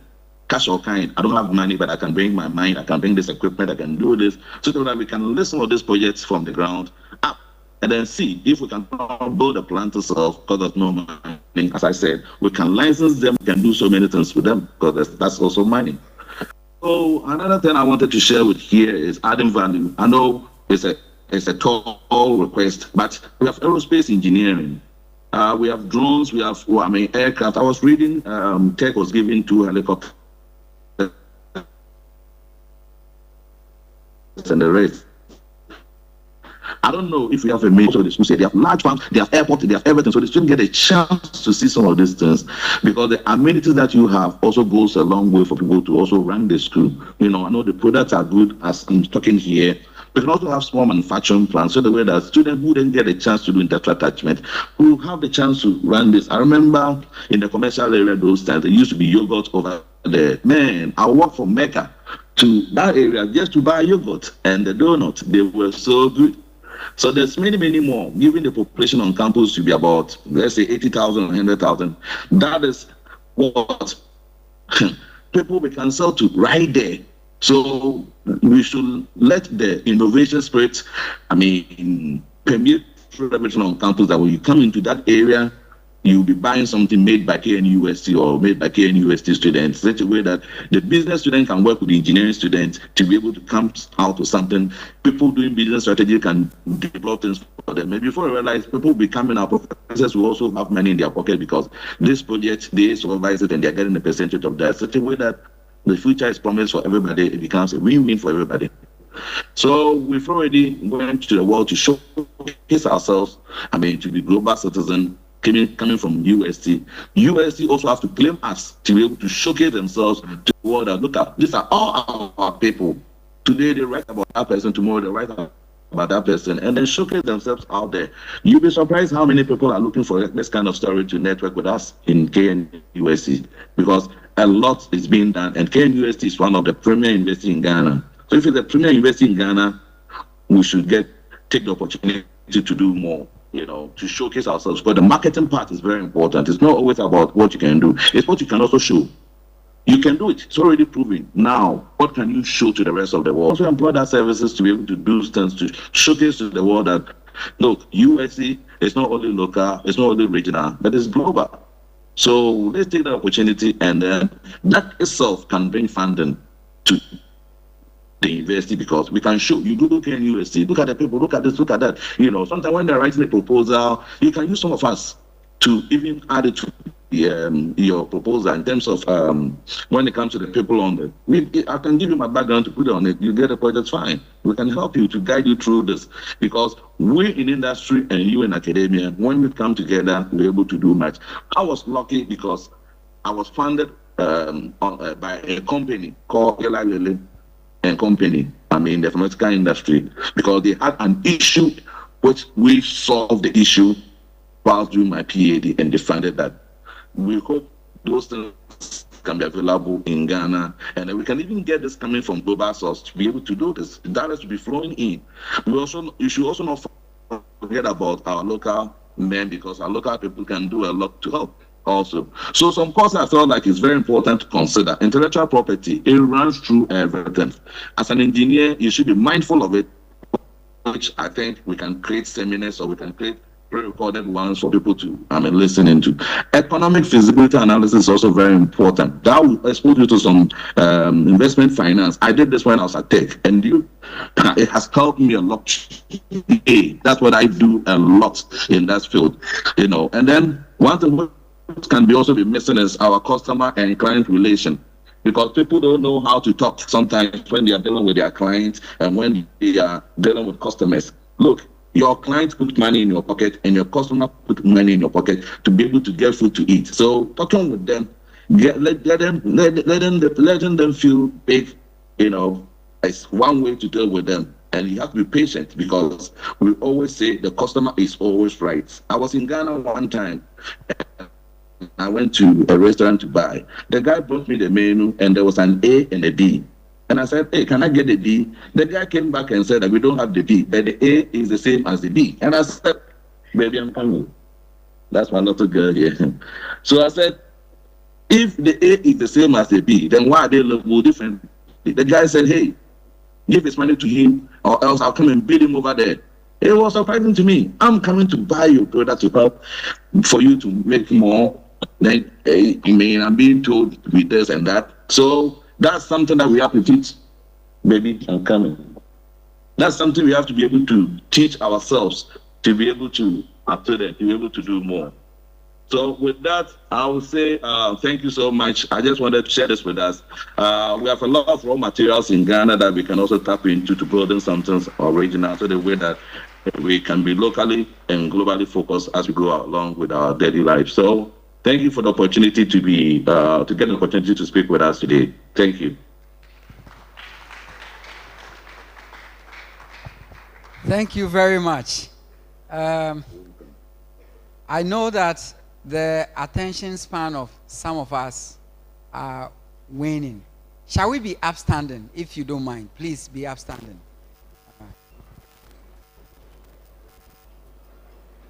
I promise you, as I keep promising you all the time, we are going to finish this session very, very soon.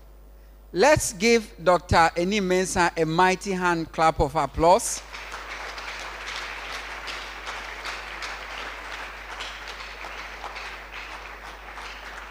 And next, please let us shine. Shine. Please shine.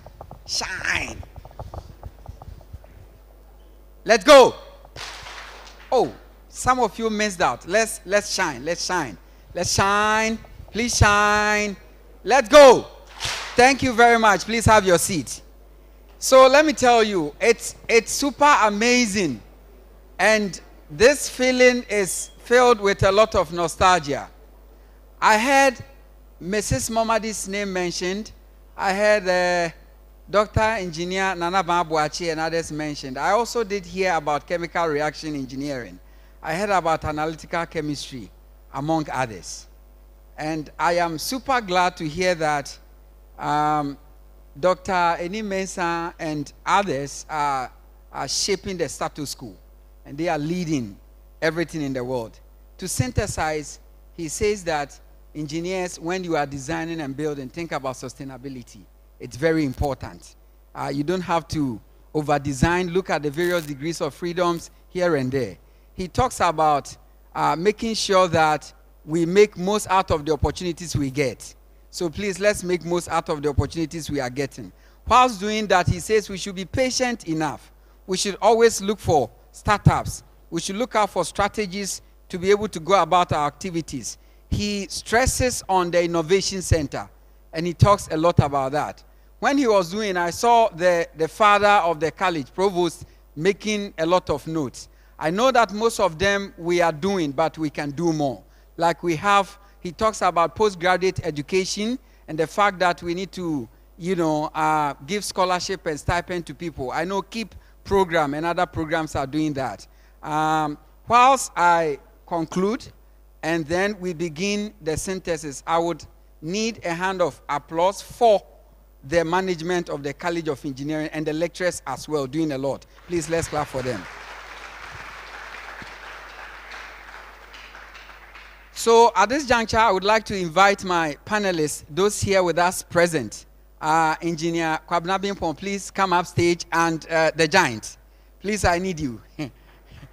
Engineer Kluche, a hand of applause. I know that Dr. Alexander Eni Mensah is joining us online. And so, we are fired up. This Maiden Alumni Homecoming is super amazing. Ladies and gentlemen, those of you hearing me outside, those of you around our college, those of you watching us online, it's the Maiden Alumni Homecoming Seminar we are having here in the College of Engineering. And as engineers, we are always setting the pace. We set the pace for people to follow. And so please, we know that other colleges are going to take suit. I would like to acknowledge our sponsors. We have Associated Consultant, we have Engineer Professor Collins, we have Ares Properties, we have Ghana Highway Authority, we have Well Built Construction, GISA, KEEP, BRRI, RESC, TREC, and GRIDCO. A hand of applause for them. So our dear panelists, maybe before I pick a few questions from the audience, let me ask you this first.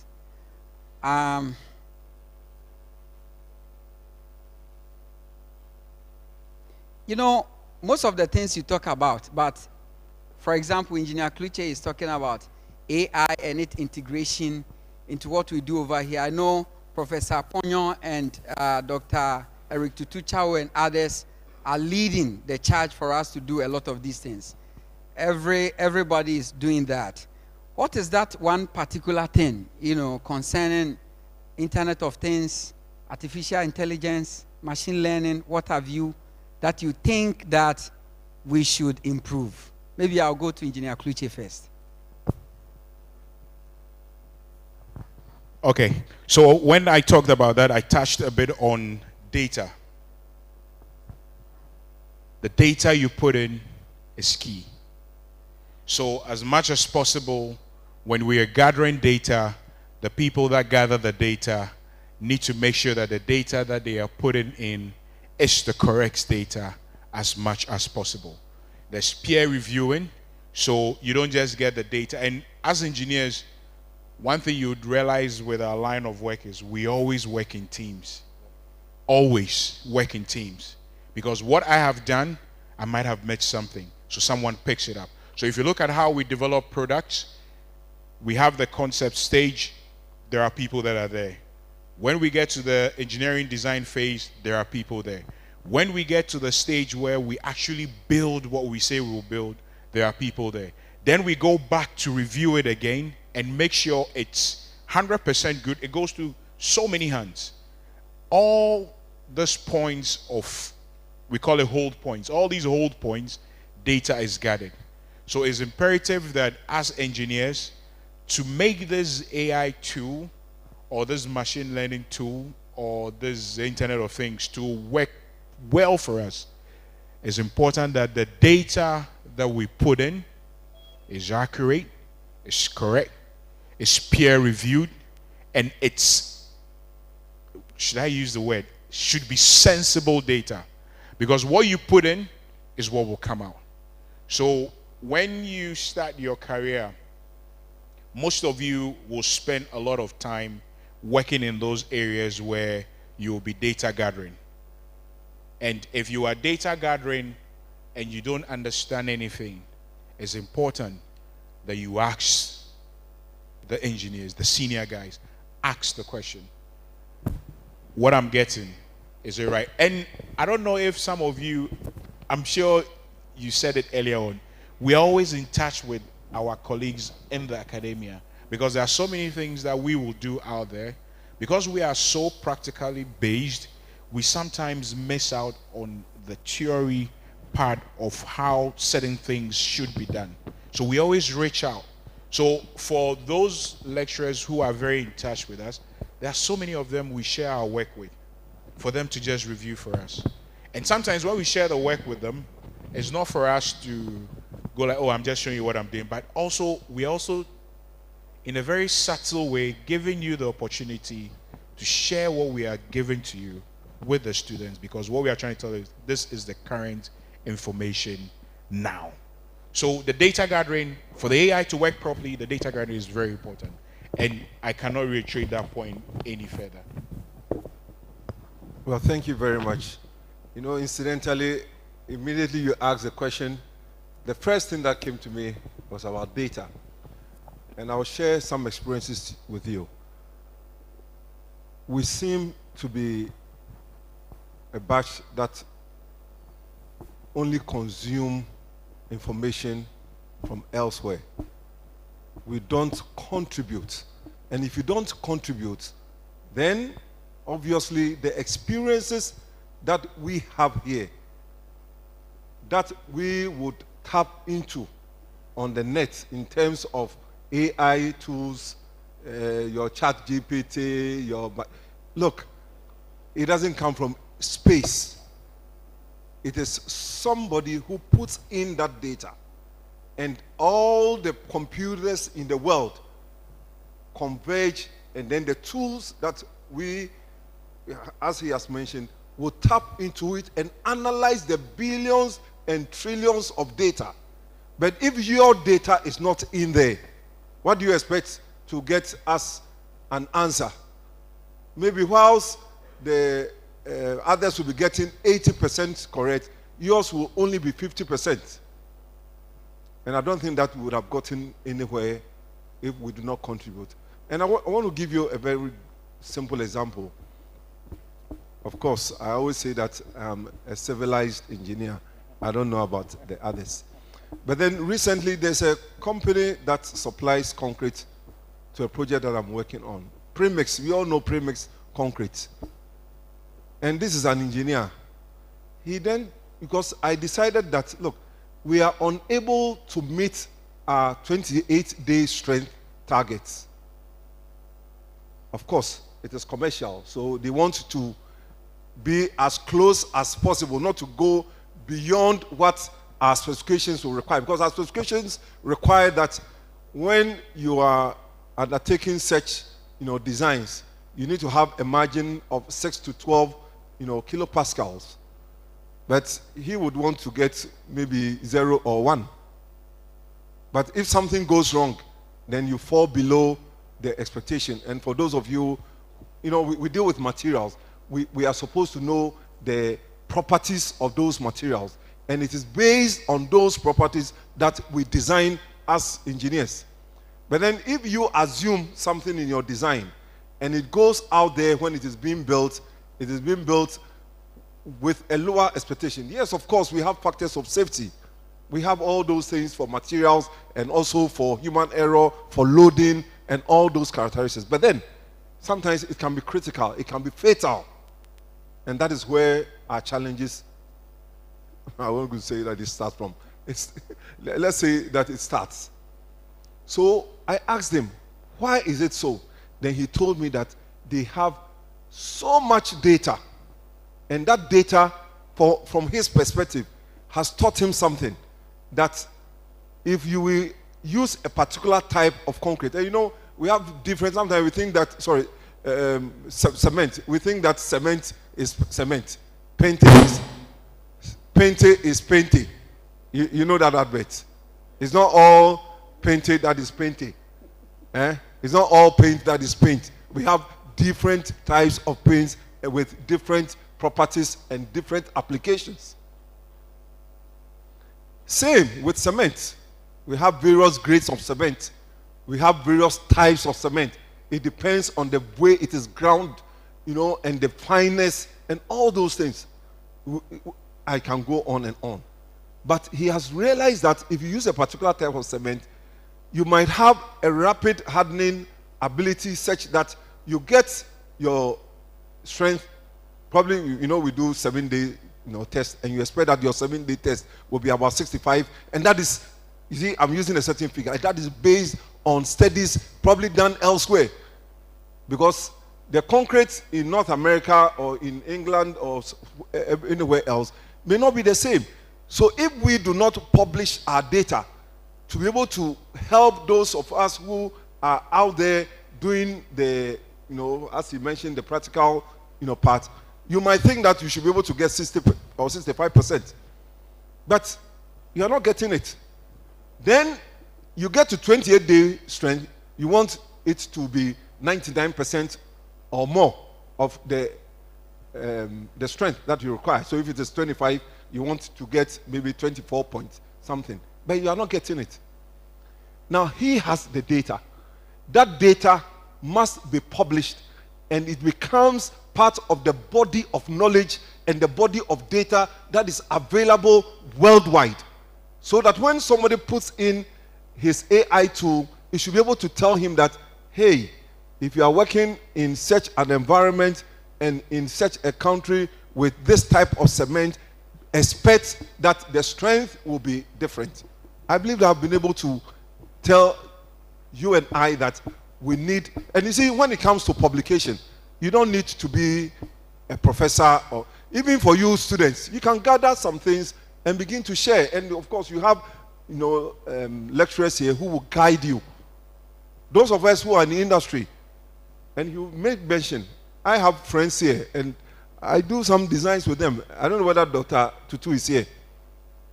He's not here today. Okay. I hope I'm not going to report him. But, yeah, I have put him on a project. And not only one, but then I ensure that whatever he is doing here, because, when he was in North America, I went there, I met him at a conference. I said, hey, you have to come. You have to come back, because there are areas of engineering that we do not have the people. When you talk about bridge engineering, we are not getting them. I'm looking for a bridge engineer. I'm just using the opportunity. If you are bridges, let's talk. We are looking for very good materials and source engineers, pavement engineers. Why are pavements failing? Have we found out why? How can we contribute? Okay, I've seen you. That is good. Yes. How can we contribute to that body of knowledge? We should not only be consumers, but we should help in the preparation of the food. The ingredients are in your hands. Thank you. Thank you very much. Thank you very much. It's an alumni homecoming. Uncles and aunties and grandparents are home here with us today. And they are talking a lot about us in so many areas and aspects of life. Now, from all that they are trying to say, they are saying that data now has become a resource, now more than ever. And if you know what resources are, if you know about resource perception and management, then you are better off. You have a better position in terms of competition and so on and so forth. Data is everything now. Thank you very much. I would like to take a quick one. I thought I can already catch sight of people who are eager to ask a few questions before we bring the session to a close. I'll go to Dr. Enim, but those of you who are sitting up here with me, what have you seen change here around? It's a homecoming. I mean, when you came around, what have you seen change? When you were here, was this Kumaple Auditorium here? No, it wasn't. I mean, what have you seen change? Please tell us. Are you happy that you are back home? No, honestly, from me who has been away for just 16 years, it's... Oh, just 16 years? Yeah, just 16. No, it's just because it passes by so quickly. Yeah, it's just 16 years. And you have no idea how impressed I am, honestly. The Petroleum building was not there. Our time, we had a controversial Coke stand around that place. This auditorium, it was our time they built this new classroom block where they had the Vodafone, now it's all Telecel. We used to have our classes in the old building at the back there.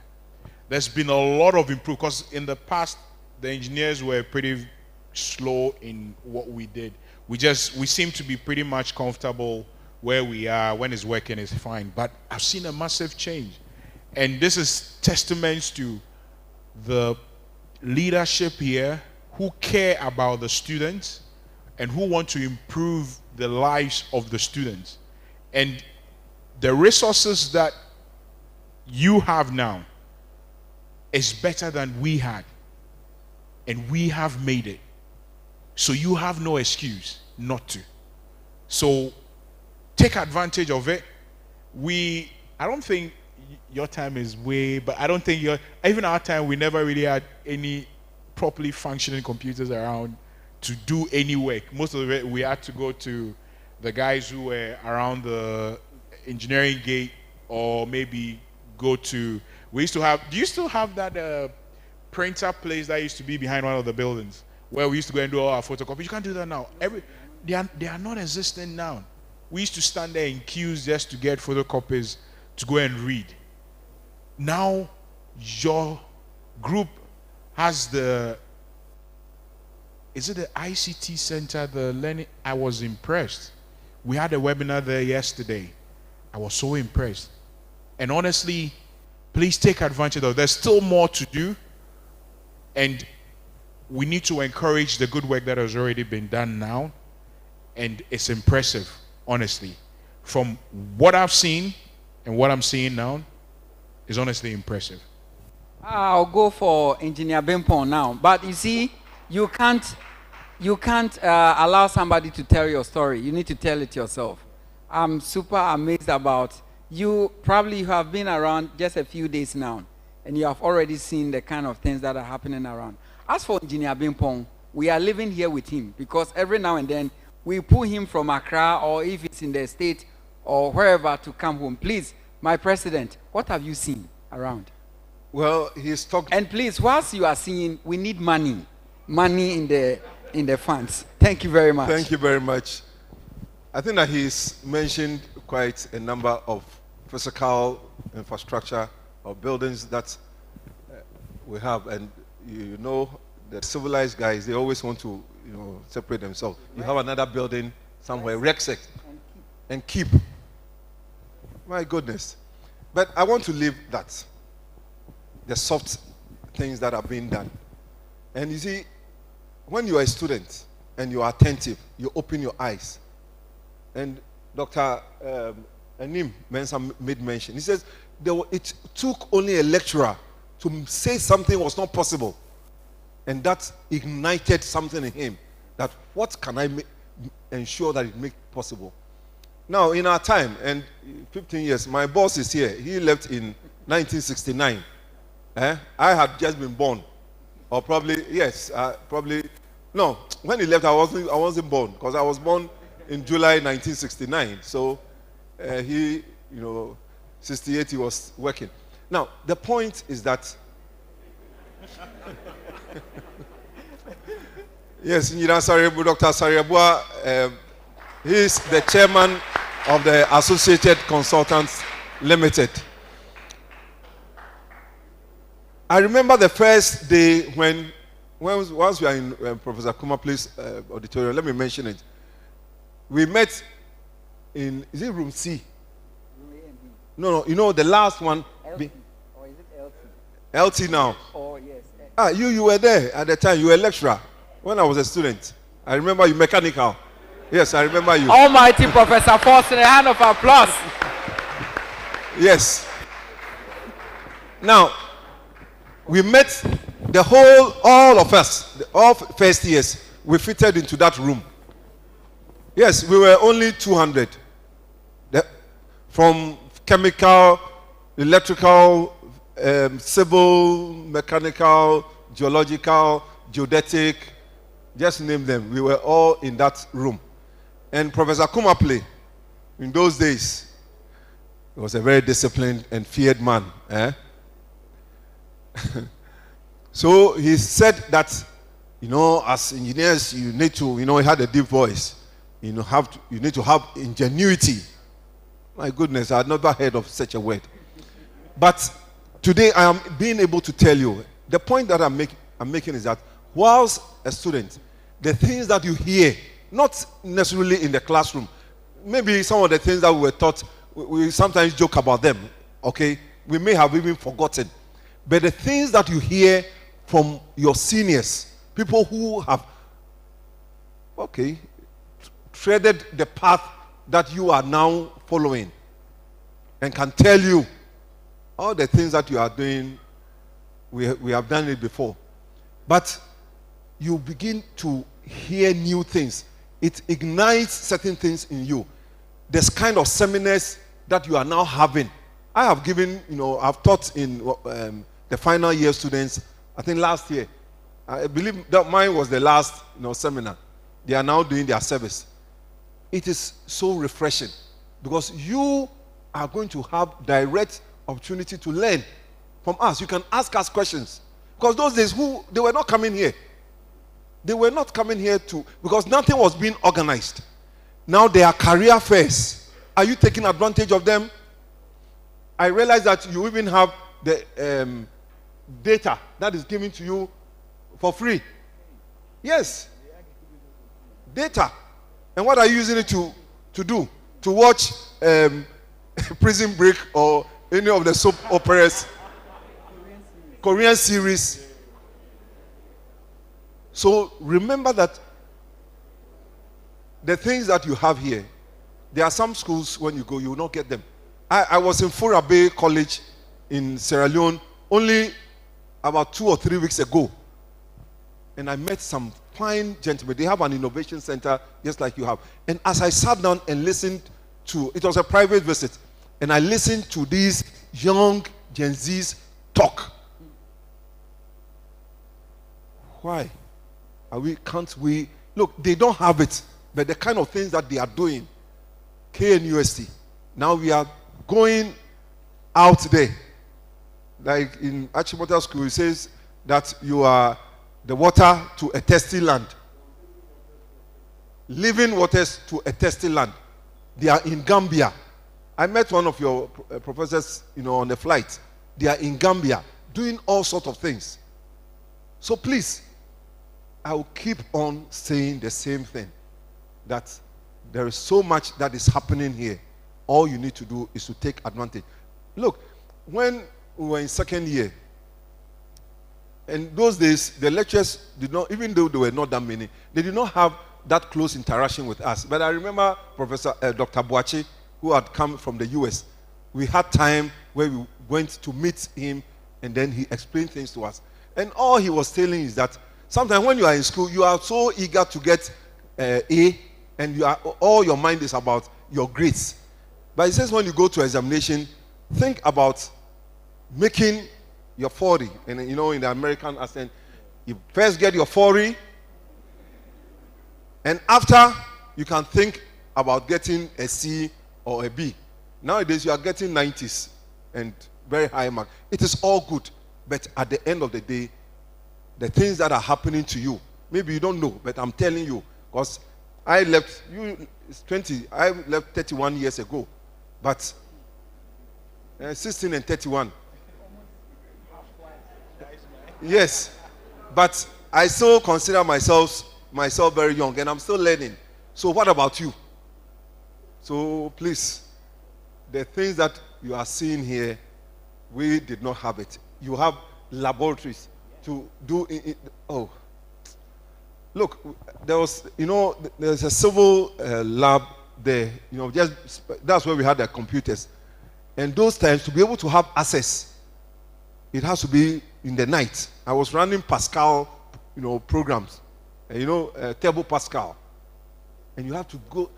Even when it comes to the thesis, you couldn't type your thesis by yourself because you needed to get somebody to help you because you don't have access. There were no computers, only a few of them.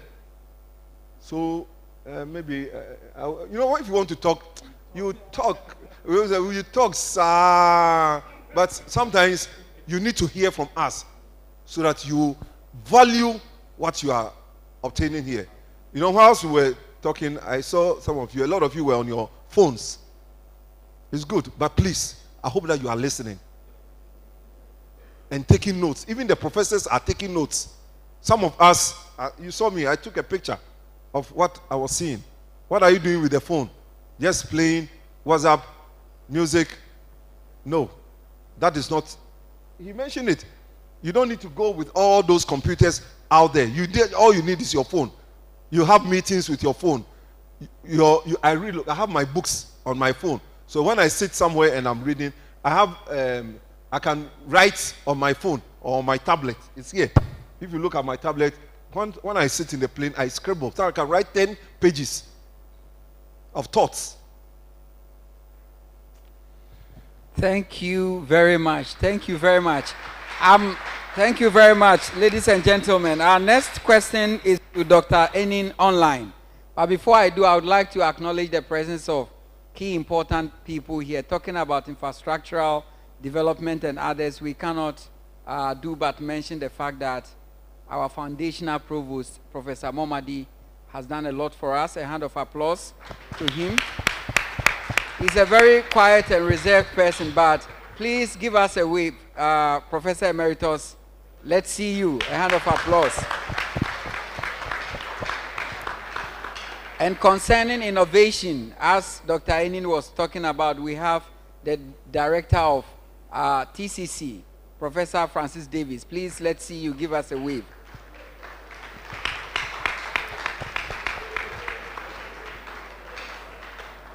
If you know, you know. Professor Francis Forson is here. Hand of applause.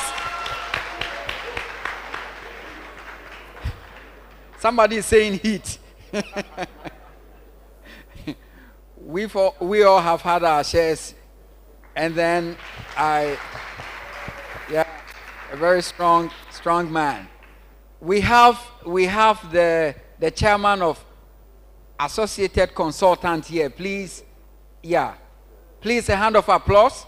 Please let's give us a wave, sir, please. Then I can see that I can see Professor Bozo. He's a father and everything. Please, a hand of applause to him. They are not gone yet. They won't be gone, but gradually they are giving us, handing over, notes here and there. At the commercial area, when I meet him everywhere, he's impacting. I love him so. Engineer Professor Collins Fosu. He even contributed to this program. Please, a hand of applause to him. And I have Professor Kwekweji Nanawan, the Dean of the Faculty of Civil and Geoengineering. I also see the father of the moment. This is happening. Professor Kwabena Brechum Nyako, a hand of applause. Say, unim ukromu hinia na ye bona bentia obetimi ayira bedwam. So you have to know your provost. Most of you probably don't know. Now let me go for Dr. Alex Enin, and let me ask you this question. Dr. Enin, please, with your experience outside Ghana, what should we do differently? When it comes to the soft skills in our undergraduate education. I mentioned about leadership and management. When I got done with school, technically I was sound. When I came to the US, technically I was sound. Until I started working in the industry, and I realized that some of the projects given you is not only engineering. You have to look at trade-offs. Which the trade-offs means that business have to come in. As I mentioned, that you can't over-design, right? You also have to look at the life of the product. So you could come to realize that it's not only engineering. Some aspect of risk analysis, it can apply in the business area. It can also be applied technically in different fields. So I quickly realized that, I need to up my social skills. I need to be able to write really well. Because in the US, the way we write our English is a little different. Words are used a little different. So I need to understand that. But everything in US I realized was more marketing. How are you able to pick that information to be able to express yourself very well? So communication, as Ruche mentioned, is very important. You have to be able to communicate. And communication, there are means of communication. Writing well and also speaking well. There are others. Sometimes I need to text, sometimes, but you have to be very clear about things. Another thing is,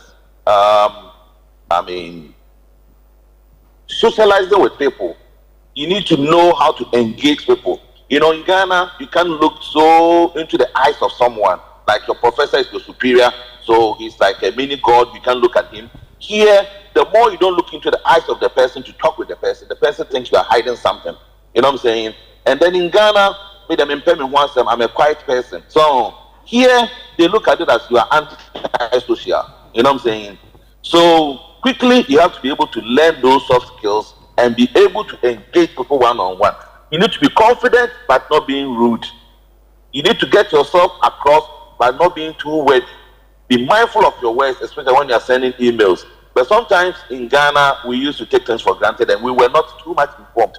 But get yourself informed with your soft skills, know your environment, know what is going on a little bit. And today, we have, as someone mentioned, we have our computer in our hands, which is our cell phone. We can do anything on it. And lo and behold, we have AI today. So this period of time, you don't have an excuse. Everything you want to learn, you can put on that. So anything which is outside of engineering, take the chance to learn it. And as an engineer, a little law is important for you. I did contract law, I did IP law, and then I could see that, wow, this is very easy. I'm an engineer. Remember Engineer Bimpon saying that, why don't you take the engineering courses? Everything is easy for you. You can just go through it, just develop the interest. I took marketing, I took sales, in the sense that you should be sometimes in the front of the customer, because now you have a machine with the customer and the machine is having an issue. Going to the customer, you need to how to communicate. If you don't, your machine will be pulled out. If you go and be rude, they will say, pull your machine out.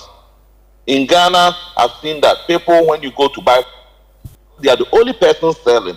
They can treat you anyhow, being the customer coming to buy from them. So here, because there's competition, you have to be mindful of everything and know how to talk with people. Treat them with dignity and respect. And then they will come back buying from you all the time. So the soft skills, you need to be very mindful of it. I've just mentioned a few of it. Get some of the simple courses, negotiation, course like a negotiation, how to talk to people, which is communication, a little business, simple courses, I think go a long way to help you, especially leadership and management, so the way that you can manage yourself. And you can be in a project. Let me cite an example here. When I was doing my PhD, I had 4 professors. I was reporting to 4 professors. Normally we have 1 advisor. I had 4 advisors. Why? What I was doing was multidisciplinary. I needed a physicist, I needed a material scientist, I needed a chemist in there, and a material scientist. So basically, I need to be able to work with all of them because they communicate differently. And that is what I apt myself in knowing what to do in that respect. So you get into the world, and sometimes the chances comes at 1. Arm yourself. And also, if you don't know something, don't try to lie. You tell the person that, hey, what you've just told me, I'm not aware of it, but I'm going to research and I'll come back to you with solutions. But this is what I think it could be, but I'm not sure. So you have to be very truthful and be kind of straightforward, and I think that's going to help you. It's not only about engineering when you go to real world. Thank you. Thank you very much. Let's have... Yeah. Thank you very much, Doc. This topic is very passionate for all of us, the senior engineers that are out there. So today, if you don't take anything from us, this particular discussion, please pay attention to it because it's very important. Doc has touched on comms and other soft skills. I'm going to touch on maybe 2 or 3, and then I'm going to leave the rest for senior engineer to also touch on them. There's one that is very key. I always tell the young engineers I mentor one thing. You are your first project, and you'll be amazed that the ethics you have in school is the same ethics you transfer to work. You don't go to class early, you will show up late at work. You don't meet your deadlines for your assignment, you start becoming like that in the office when you get there. You might think, oh, when I start working and they start paying me money, I'll do that. No, these soft skills are very important. And sometimes you don't understand why lecturers take certain students as their favorites. Those same students they take as their favorites are the same students when they come out there, they are the favorite of the managers because they make their work easier for them. So the work ethics. It's very important that you have a very good work ethics. You are your first project. No one is going to make your life better for you if you don't make your life better for yourself. Develop that soft skills. The other one I want to touch on before I take the last one is you need to be adaptable. So when I entered the field as a petroleum engineer, my first few assignments was out of the country. And you would be amazed to know that good engineer coming from school, excellent grades. I was a TA, and my first 3 or 4 months job, I spent them greasing, cleaning, and pressure testing pipework like a laborer. Obviously, there are about 5 or 6 of us. 4 of them quit. Ask me where they are now. 2 of us stayed on. We adapted to the situation. Basically, what they were doing is they were teaching us the hands-on before we start doing the engineering work. Because if you're going to be designing things as an engineer for the end users, you should have used it before. You should have played with it before, so that when you are looking at it holistically as an engineer, you can tell. And if you watch closely, most people who are engineers and people like to work with them are the ones that have been there and done that. They've had the hands-on, they've been dirty, and they've done all the work on the ground. We adapted.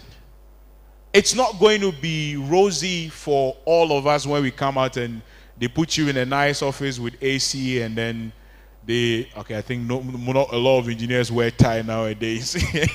We always go in casual and all that. It's not going to be like that. So you need to teach yourself to adapt. The problem with a lot of the current generation is that when they come in there and you start giving them work to do, yeah, I'm an engineer, I'm supposed to be doing all the calculation, why are you giving me all this work and all that? And by the time you realize, they end up sending you your whole national service to go and be buying wachi. Because honestly, they don't see your value because you don't want to learn. So you need to teach yourself how to adapt. So sometimes the assignments the lecturers are giving us and all the workload that they are giving us, it's not because they don't like us. It's because they are prepping you for what you will face out there. Because you are going to be you're going to have to meet deadlines. The work that you are going to be doing is so important to the lives of people. And they are training you for that. So if you don't know how to adapt to that, and you're always like, oh, why are you always giving us this, and you are whining, you will not go far. And you see that people come out of school and then some people go higher than they are. How many of you guys are here? A lot of you are going to come out and a lot of you are going to enter the work environment. You need to distinguish yourself from the law. So it's important you learn how to adapt in situations like that. The last one I want to touch on the soft skills before I hand over is been talked about a lot of times. If you don't know about it, go and read about it. It's called emotional intelligence. It's called what? Emotional intelligence. It's being self-aware. It's being aware of another person's situation or emotions. It's being able to decipher the social skills, like the social environment you are in. We call it environmental awareness. You need to know the situation you find. So Doc talked about an email. You know, one of the things that breaks my heart is young people reach out to you to help them, mentor them, and then do some work for them, or help them do some work. And then, first of all, they message you, they greet you fine and all that. And then you get, okay, can you do this? And then afterwards do this, and then yo, yeah. It's like, oh, yo, yeah. No, honestly, there's nothing, it's you. But have you thought about the individual you are dealing with? Because you are going, now you don't have any care in the world. All you are thinking about is your school, your career, and all that. Now you are going to come out of school, and you are going to have a lot of things to deal with. You know, sometimes we show up in the office, and you need deadlines to be met, and there's pressure from the top, and now you need to deal with the people below you, and then you go and then you are ranting to people, do this, then do that, and do this, and do that. And you don't understand why people get up and they quit and they leave you. Sometimes you come to the office, you want work to be done, but the engineer that you want to do the work for you, so he's shown up for work. He's not stable. It is your duty as the manager or the leader to decipher the person and realize that I know Kojo. Today's Kojo's feet, Kojo doesn't look too good. Let me call Kojo on the side. A simple, how are you today, Kojo? How's everything? Are you okay? Oh, boss, I'll get the deadline. No, don't worry. The work will do it. How are you feeling today? Is everything okay? Yes, everything is fine. Then Kojo breaks into tears. Because honestly, if you don't have that simple conversation with him, he's going to come in and he's going to work for you and he's going to make a lot of mistakes. Because imagine, talking from the oil and gas field where I actually work, we have a vessel at sea. This vessel is kept in position by what we call dynamic positioning. It's all geo stuff. And we put transponders in place to allow us to pick our location and we can stay at one place because we're drilling a well and we need to stay on top of the well.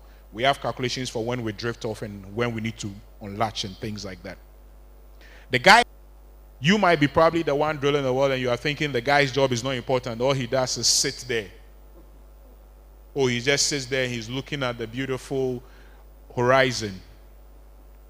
Emotional intelligence tells you that you are self-aware of the fact that my job is to do the calculations to put the well in position so my work becomes easier.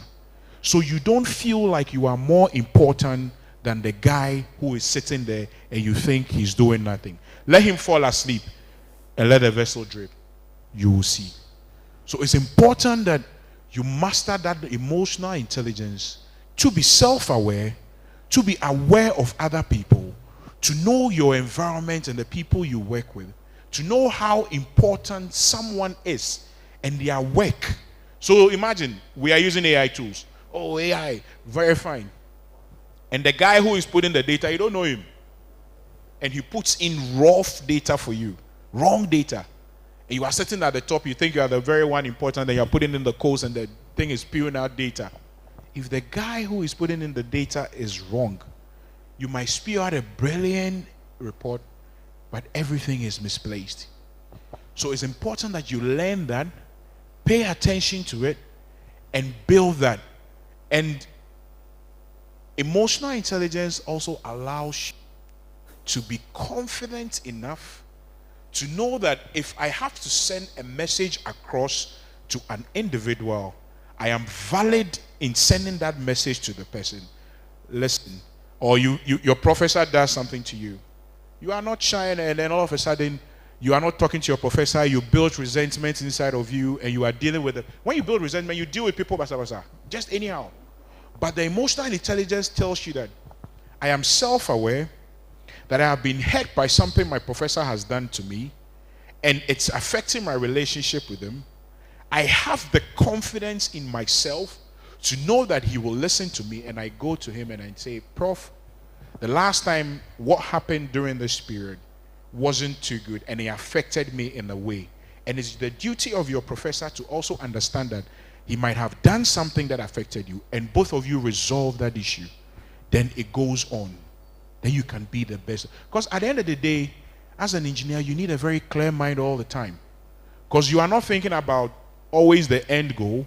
You are thinking about the beginning. But lots of you go like, oh, the wells are drilled. Do you know when we start planning the wells? We start planning the wells a year.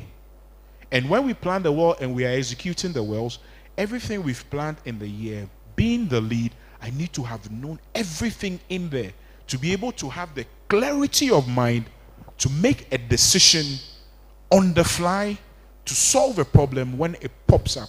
Because if I waste time or something goes wrong, that is me losing close to millions of dollars a day. Do you think a company will keep you if you are making a lot of them that mistake?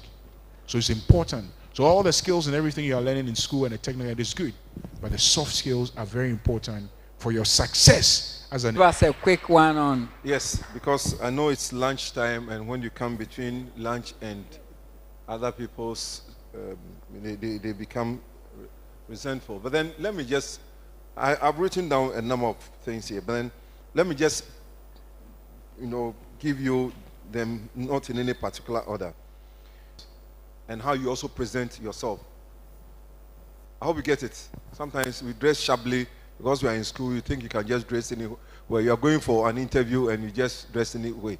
You can also communicate your ideas. I think that one of speakers mentioned it. Presentation skills, we need to be on top. Leadership, I think that you spoke. You can take up courses or learn them right here. Human relationship. Oh, as for me, this is my my temperament. So you cannot, there cannot be in any team They will either fight with you or they will not talk to anybody. Even when you are doing you are giving assignments and you work in groups, some decide that they will not participate, but they want the marks. It doesn't work that way. Then communication, it has been mentioned, so I'll not go ahead to talk about that. Learn from others. Learn from others. Learn from your peers. Learn from your professors. Learn from people like us, those who have gone ahead of us. You remember, when you are little, say, look and learn. Some of the things that we have learned, we didn't study them in any school or in any books. But then you look, and then invariably you learn. And I always talk about my own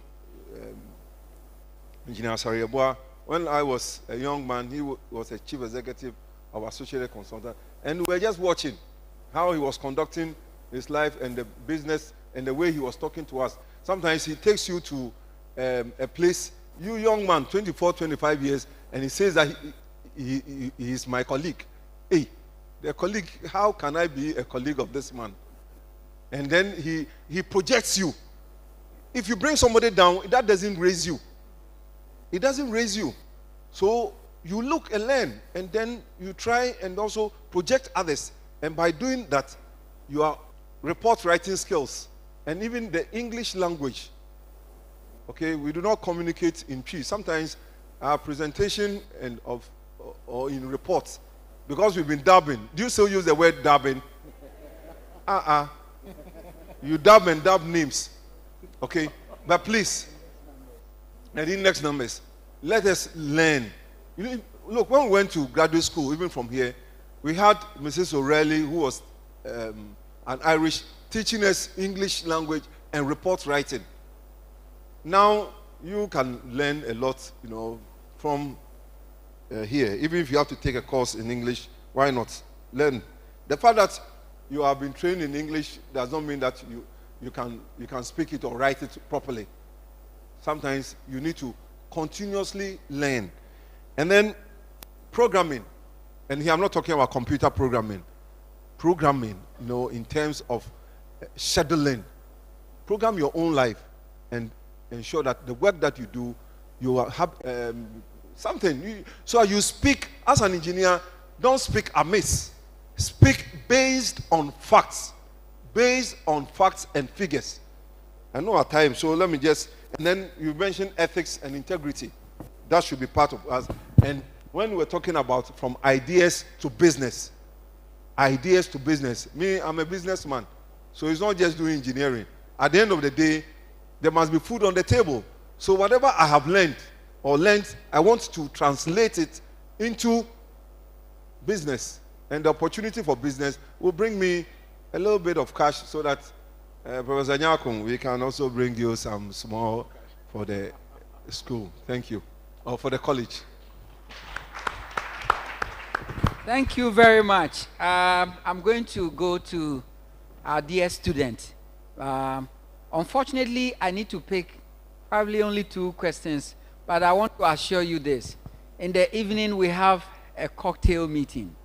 5 p.m. Go home and freshen up and come back with all your discussions. At this juncture, I would like to acknowledge the presence of a very important person here. Don't think that it's all males affair. It has never been. We have our dear college registrar here, Mrs. Ida Said here. A hand of applause. And I have a very important person here. I would like to stand to say this. We have the assistant associate vice president, financial administrator of Associated Consultant Limited, and she is also the vice president of Women in Engineering, Ghana Institution of Tete Anowil. A hand of applause. I just hope I got the name right. At the annual meeting, I was there and I saw Women Engineering, and then you do, it's amazing to see. Wow, I butchered your name. I'll buy you a drink after this program. I promise. So I'm coming for you, my dear student. 2 questions, 2 people. If I catch sight of your hand first, quick, we do this. Who is going first? I see one lady at the back there. Somebody help me transfer my microphone to her. Yes, I'll give you this one. Please, would you walk towards me, my dear lady?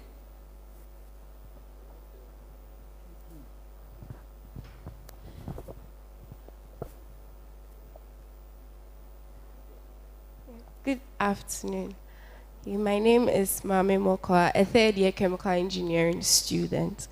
Okay, so when our speaker was talking, he spoke about emotional intelligence at the workplace, and then I thought of something, a question. So I had an opportunity to work or intern at a certain company that I would not like to mention. And the manager that I was working under, he had this very stern way of like talking, and from how he used to get, like, he used to make things get done easily, and there were several departments, and that department was like the best under his like supervision. But as interns, we were given the chance to go for the operational reviews, the daily operational reviews, so we could get like a hands-on experience. And every time I go, the way like he's talking, people's father, he's young, and the people's fathers. And sometimes when they do something, like the way he's always blasting them, and I'm like, eh. So somebody's father will get up in the morning and say, oh, I'm going to work. And like, this is actually what the person goes through, and the person would come back home and would be smiling and all of that. So relating that to emotional intelligence with the approach you were talking about, like the Kojo example, I wanted to know, like, let's say, bridging the gap, because from like his approach, although definitely people talk, sometimes you hear them murmuring when he's coming, then you hear them talking and stuff like that, but at the end of the day, they still get the work done, and that department is still the best. But then let's say the people maybe are not very happy because you do hear them complaining. But taking the emotional intelligence aspect, it's when you projected that, I thought of it, I'm like, oh, it's actually something that would work. So I want to know like how to balance the two, because sometimes people take leniency to be your weakness. So if you are always looking soft on them, they can actually slack. So like, how do you balance being stern and getting the work done, and at the same time being emotionally intelligent towards your people? Thank you. Thank you very much. God bless you for giving us this important question. May je question bakuna Canada chef free jimu preku. To the obey answer na ye dia toaso. I see you. Please come and ask your question. Can in term na me fan share me free jimu. Tentem.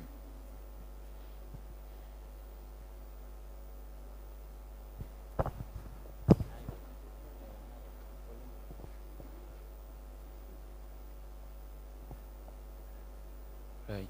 Please, my name is Emmanuel Nkrumah. I'm a third-year petroleum engineering student. And when Master Derek was giving his speech, he talked about... Brahima, kindly switch from the...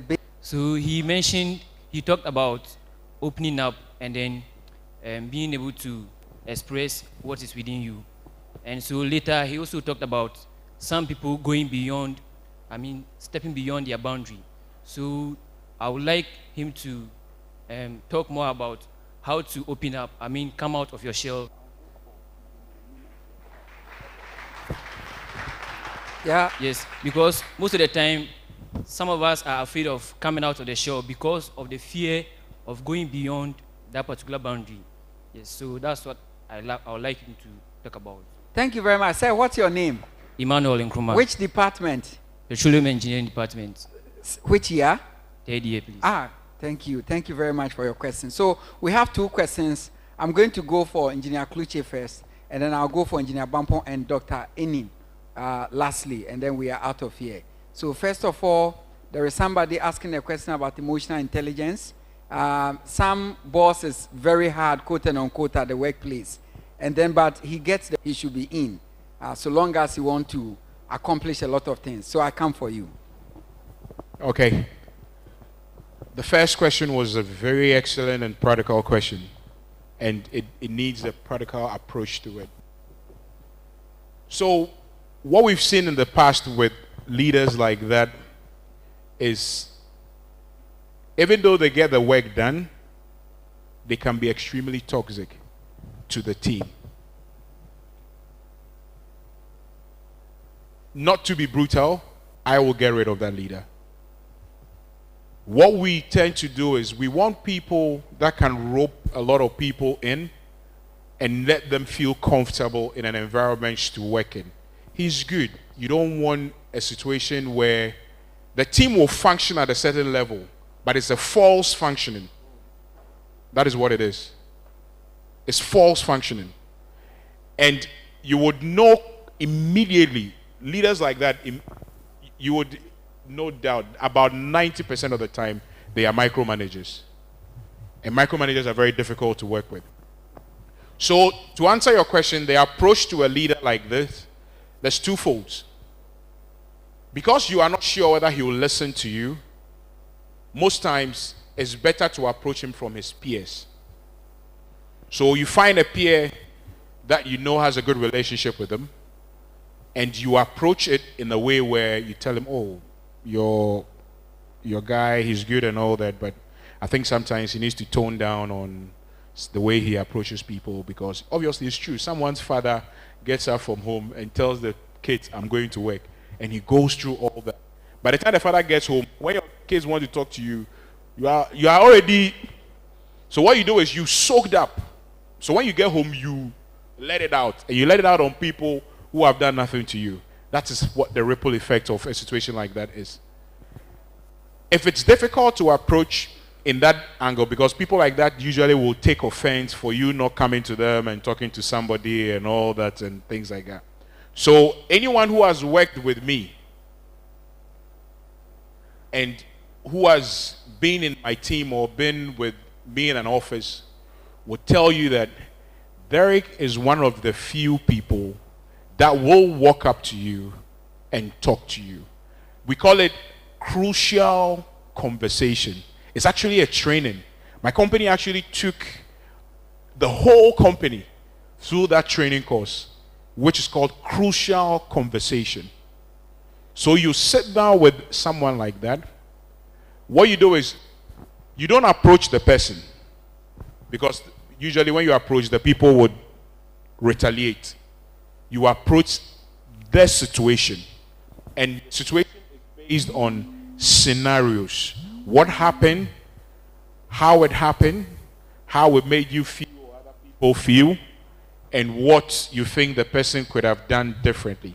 Any smart person who is open when you have a conversation like that with a person, they will listen, and they would use it to assess themselves. Because what you quickly learn about young leaders like that is they find themselves in a place where they feel like people feel they don't deserve where they are, and they need to do anything possible to prove that they deserve it, and they need to get the work done. And there's a saying in Akan that Obia Ocha Kwaino Onim se nechi achia. So to him, he might think he's doing the right thing, but he doesn't know that his back is screwed. Because no one has come to him to complain. So as long as no one has come to him to complain, he feels and he thinks what he's doing is right. So there are instances where certain high-level big companies have what we call, they are like, you can make a call to a private number without anyone knowing to report the person, to tell the company that this person is doing this and it's affecting the team performance. And then HR on an assignment to work in a company location. So it was a service company. And I ended up with a team. Same example as the guy. The guy was brilliant. He's good. But he doesn't know how to talk to people. When he's coming, everybody is afraid. And he causes panic in his team. And me being a service hand, I am working for an operator. You are taught to know how to interact with the operator. One day, I said, no, there's something not right. And naturally, I will speak up. My dad taught me how to speak up. So I'll speak up in a very nice way and respectfully. So I realized there was something wrong. And I was like, no, I need to speak to this guy. And this is me being in a team for 1 week. And you could see murmuring. When he comes, everybody is nice. Oh, boss. And they'll be hailing him. But when he goes, Akwe, he's not serious. Akwe, he's this, he's that. And it's not good. So one day I said, no, I need to find a way to approach this guy. I realized that he actually liked playing soccer. And I was like, so one day I had a chat with him out of the bus. Oh, like, I hear you play soccer. Where do you play? Oh, I play in this place and that place. I was like, okay, I'll join you when you're going. And young guy, so you have to pitch. I was like, oh, take me in your car. We'll go. So I joined his car, went to the game with him. And it was nice, everything. And when we're coming back, I don't know what happened. For no apparent reason. And I laid everything down, scenario-wise, instances-wise, in front of the guy. The guy parked his car. And you know the first thing that came out of his mouth? Is that how I am, Derek? I thought it was okay, because they never said anything.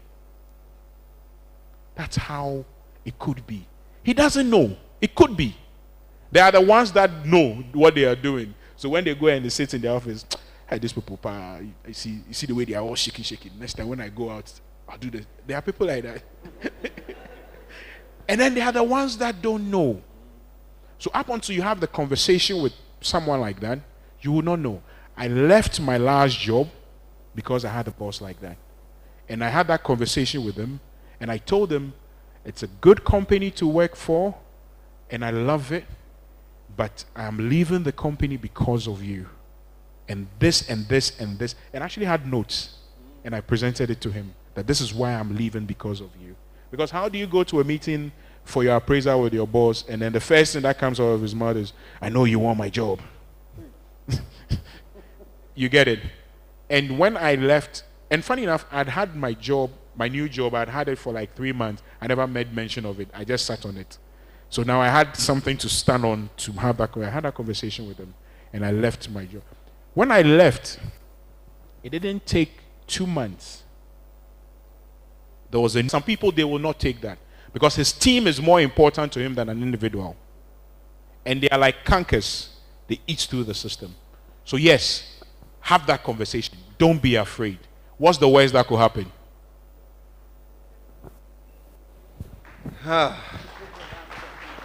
Okay, so he's talking about we asking you to come out, speak up, but then it is likely you might step on toes. Well, I guess I will go back to emotional intelligence from you, the person. You see, the lawyers have a way of saying it respectfully. But the thing he's saying is not even respectfully. But then it depends on his way of insulting you, and you'll be laughing. Exactly. Okay? You laugh and you smile because he says it with a smile. But you, when you are saying it, you are angry. But then you need to study people. There are certain people you don't on Monday. For others, you need to find out. Like he said, you look for a nice opportunity where the barriers have come down. Then you approach. But then if you go at a time when he is already stressed, that stress will be passed on to you, not because you have done anything wrong. So please, when those stresses seem to be coming to you, just relax and look for a nice opportunity. Sometimes you can always, oh, I'm sorry, say. Just this morning, when we were at breakfast, I called a friend, and she was telling me that, oh, she asked me something that, oh, is this an insult? I said, it depends on how it is said. And it depends on the terms on which you are with the person. You know, in Ashanti region, we say, oh, Jankwaza Semino. But he's not insulted you. It is normal. Or, you see, it does not mean that the person is insulted. If you do that, then your head will roll. Like you say, yeah, yo, when you are sending a text to your boss, and then you put it in that your language. So you need to also have that emotional intelligence. But then let me. You remember Thomas Edison and the light bulb? Sometimes you may not even get it the first time, probably to take you 1,000 times, but you need to learn how not to do, and probably one day you'll find the answer. There are various types of leadership styles. So many of them. Even my own, actually, Professor Dateba read geodetic engineer. Today, he is a professor at the business school in Legon. I don't know whether you know him. He was my classmate. So he tells you how versatile we can be as engineers. Anyway, he has come up with, you do not also fall into the same trap, because there's always that tendency to say that, oh, this is how, when the people I met here, this is how they were doing it, so I am also going to do that. That is not. Sometimes, when you read the Bible, okay, there are things which are for your example. There are things that you must avoid. Don't say that because it is in the Bible, it is the whole truth and nothing but the truth. I think that I have to end here. Thank you very much. We are wrapping up, so I will go to Dr. Alexander Eni Mensah. Okay, yeah, I understand that he's off. So whilst being curious, how to know not to step out of your bounds. I think it's all incorporated in the answers they have given. Finally, we are going to have our closing remarks, but in doing all these things that they are saying, try to add a little prayer. Prayer does everything. It softens your heart, and then you're able to weather the storms. Thank you very much. I would like to call on the provost of the prestigious College of Engineering to give us closing remarks.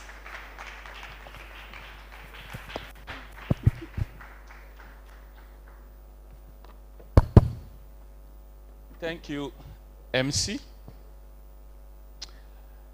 I think I would like to first and foremost thank you all for the participation. So a special one to our esteemed alumni, faculty, staff, and our students. How many students are here? Show by hand. Okay. Thank you, students. I'm sure you have really enjoyed it. So next time when I invite you, do come in your numbers. I've seen a proposal which will be considered very soon, so that for every semester you have to demonstrate that you've participated in 5 or 6 seminars before you can complete the semester. I hope the number will not go up, because this is part of the soft skills which keeps coming up. Can we? Thank you very much.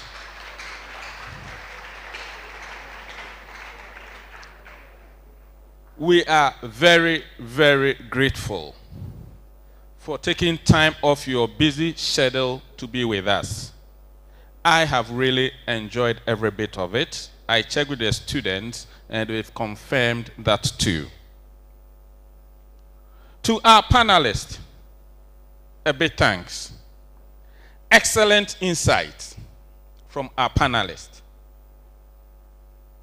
Let me see if I can summarize some of the things that I heard. They did mention that the education at KNUST is top-notch. Did you hear that? I think I was doing qualitative analysis. I counted 37. The second one is for our students to take their soft skills to turn up. 3 weeks ago, I think there was a lady, Akosia Bame. She's written a book on mindset revolution. Yes. You know, I communicated with her. She said she was coming to Ghana. She's in UK. I discussed with Gisa. Gisa said they were interested. The woman flew to Accra, and because of us, she flew to Kumasi at a cost. stayed in a hotel, paid herself. We organized the Mindset Revolution seminar, and only about 30 students showed up. We canceled lectures and we said, students, please show up. They didn't mind us. GISA, engineering students, let this be the last time. So when you talk of the soft skills, our program is designed such that it comes through the seminars, the clubs, Innovation Society, the debate club. What else do we have? The She Code, wine, GISA. So GISA, no more requests on we are having this program. All your requests, I see item 13. But when we organize official ones, we only see 23. So any item 13, we can only approve for number 23. We've heard a lot. We say we should encourage you to have original thinking. And I must say the Innovation Center is working with Dr. Enim Mensah to make this a reality. So students, please make good use of it. There were some interesting ideas that came up. Even, I think last week we had a career innovation fair, and we're begging students to participate. Can you imagine? Career fair. And some students say we should beg them before they participate.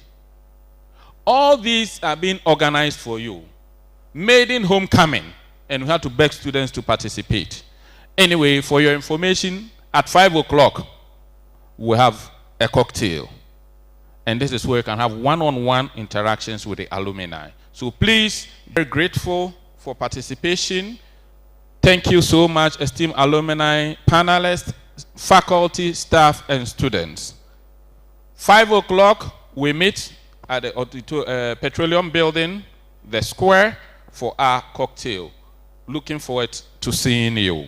I think for the alumni, we'll go and have a meeting at Engineering Guest House. Immediately, we end this section. MC, over to you, Patrick. Thank you so very much.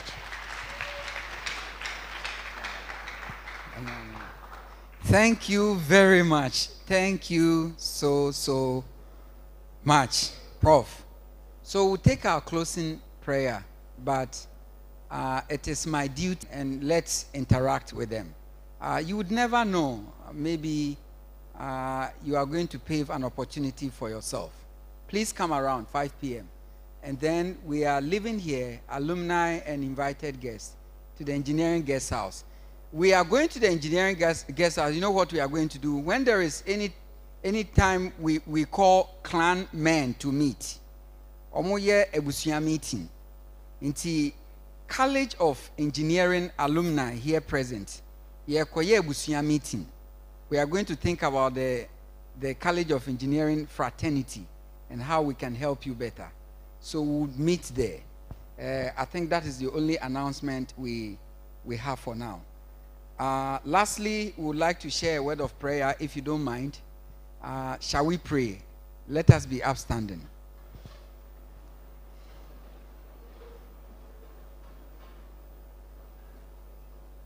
Let's pray. So we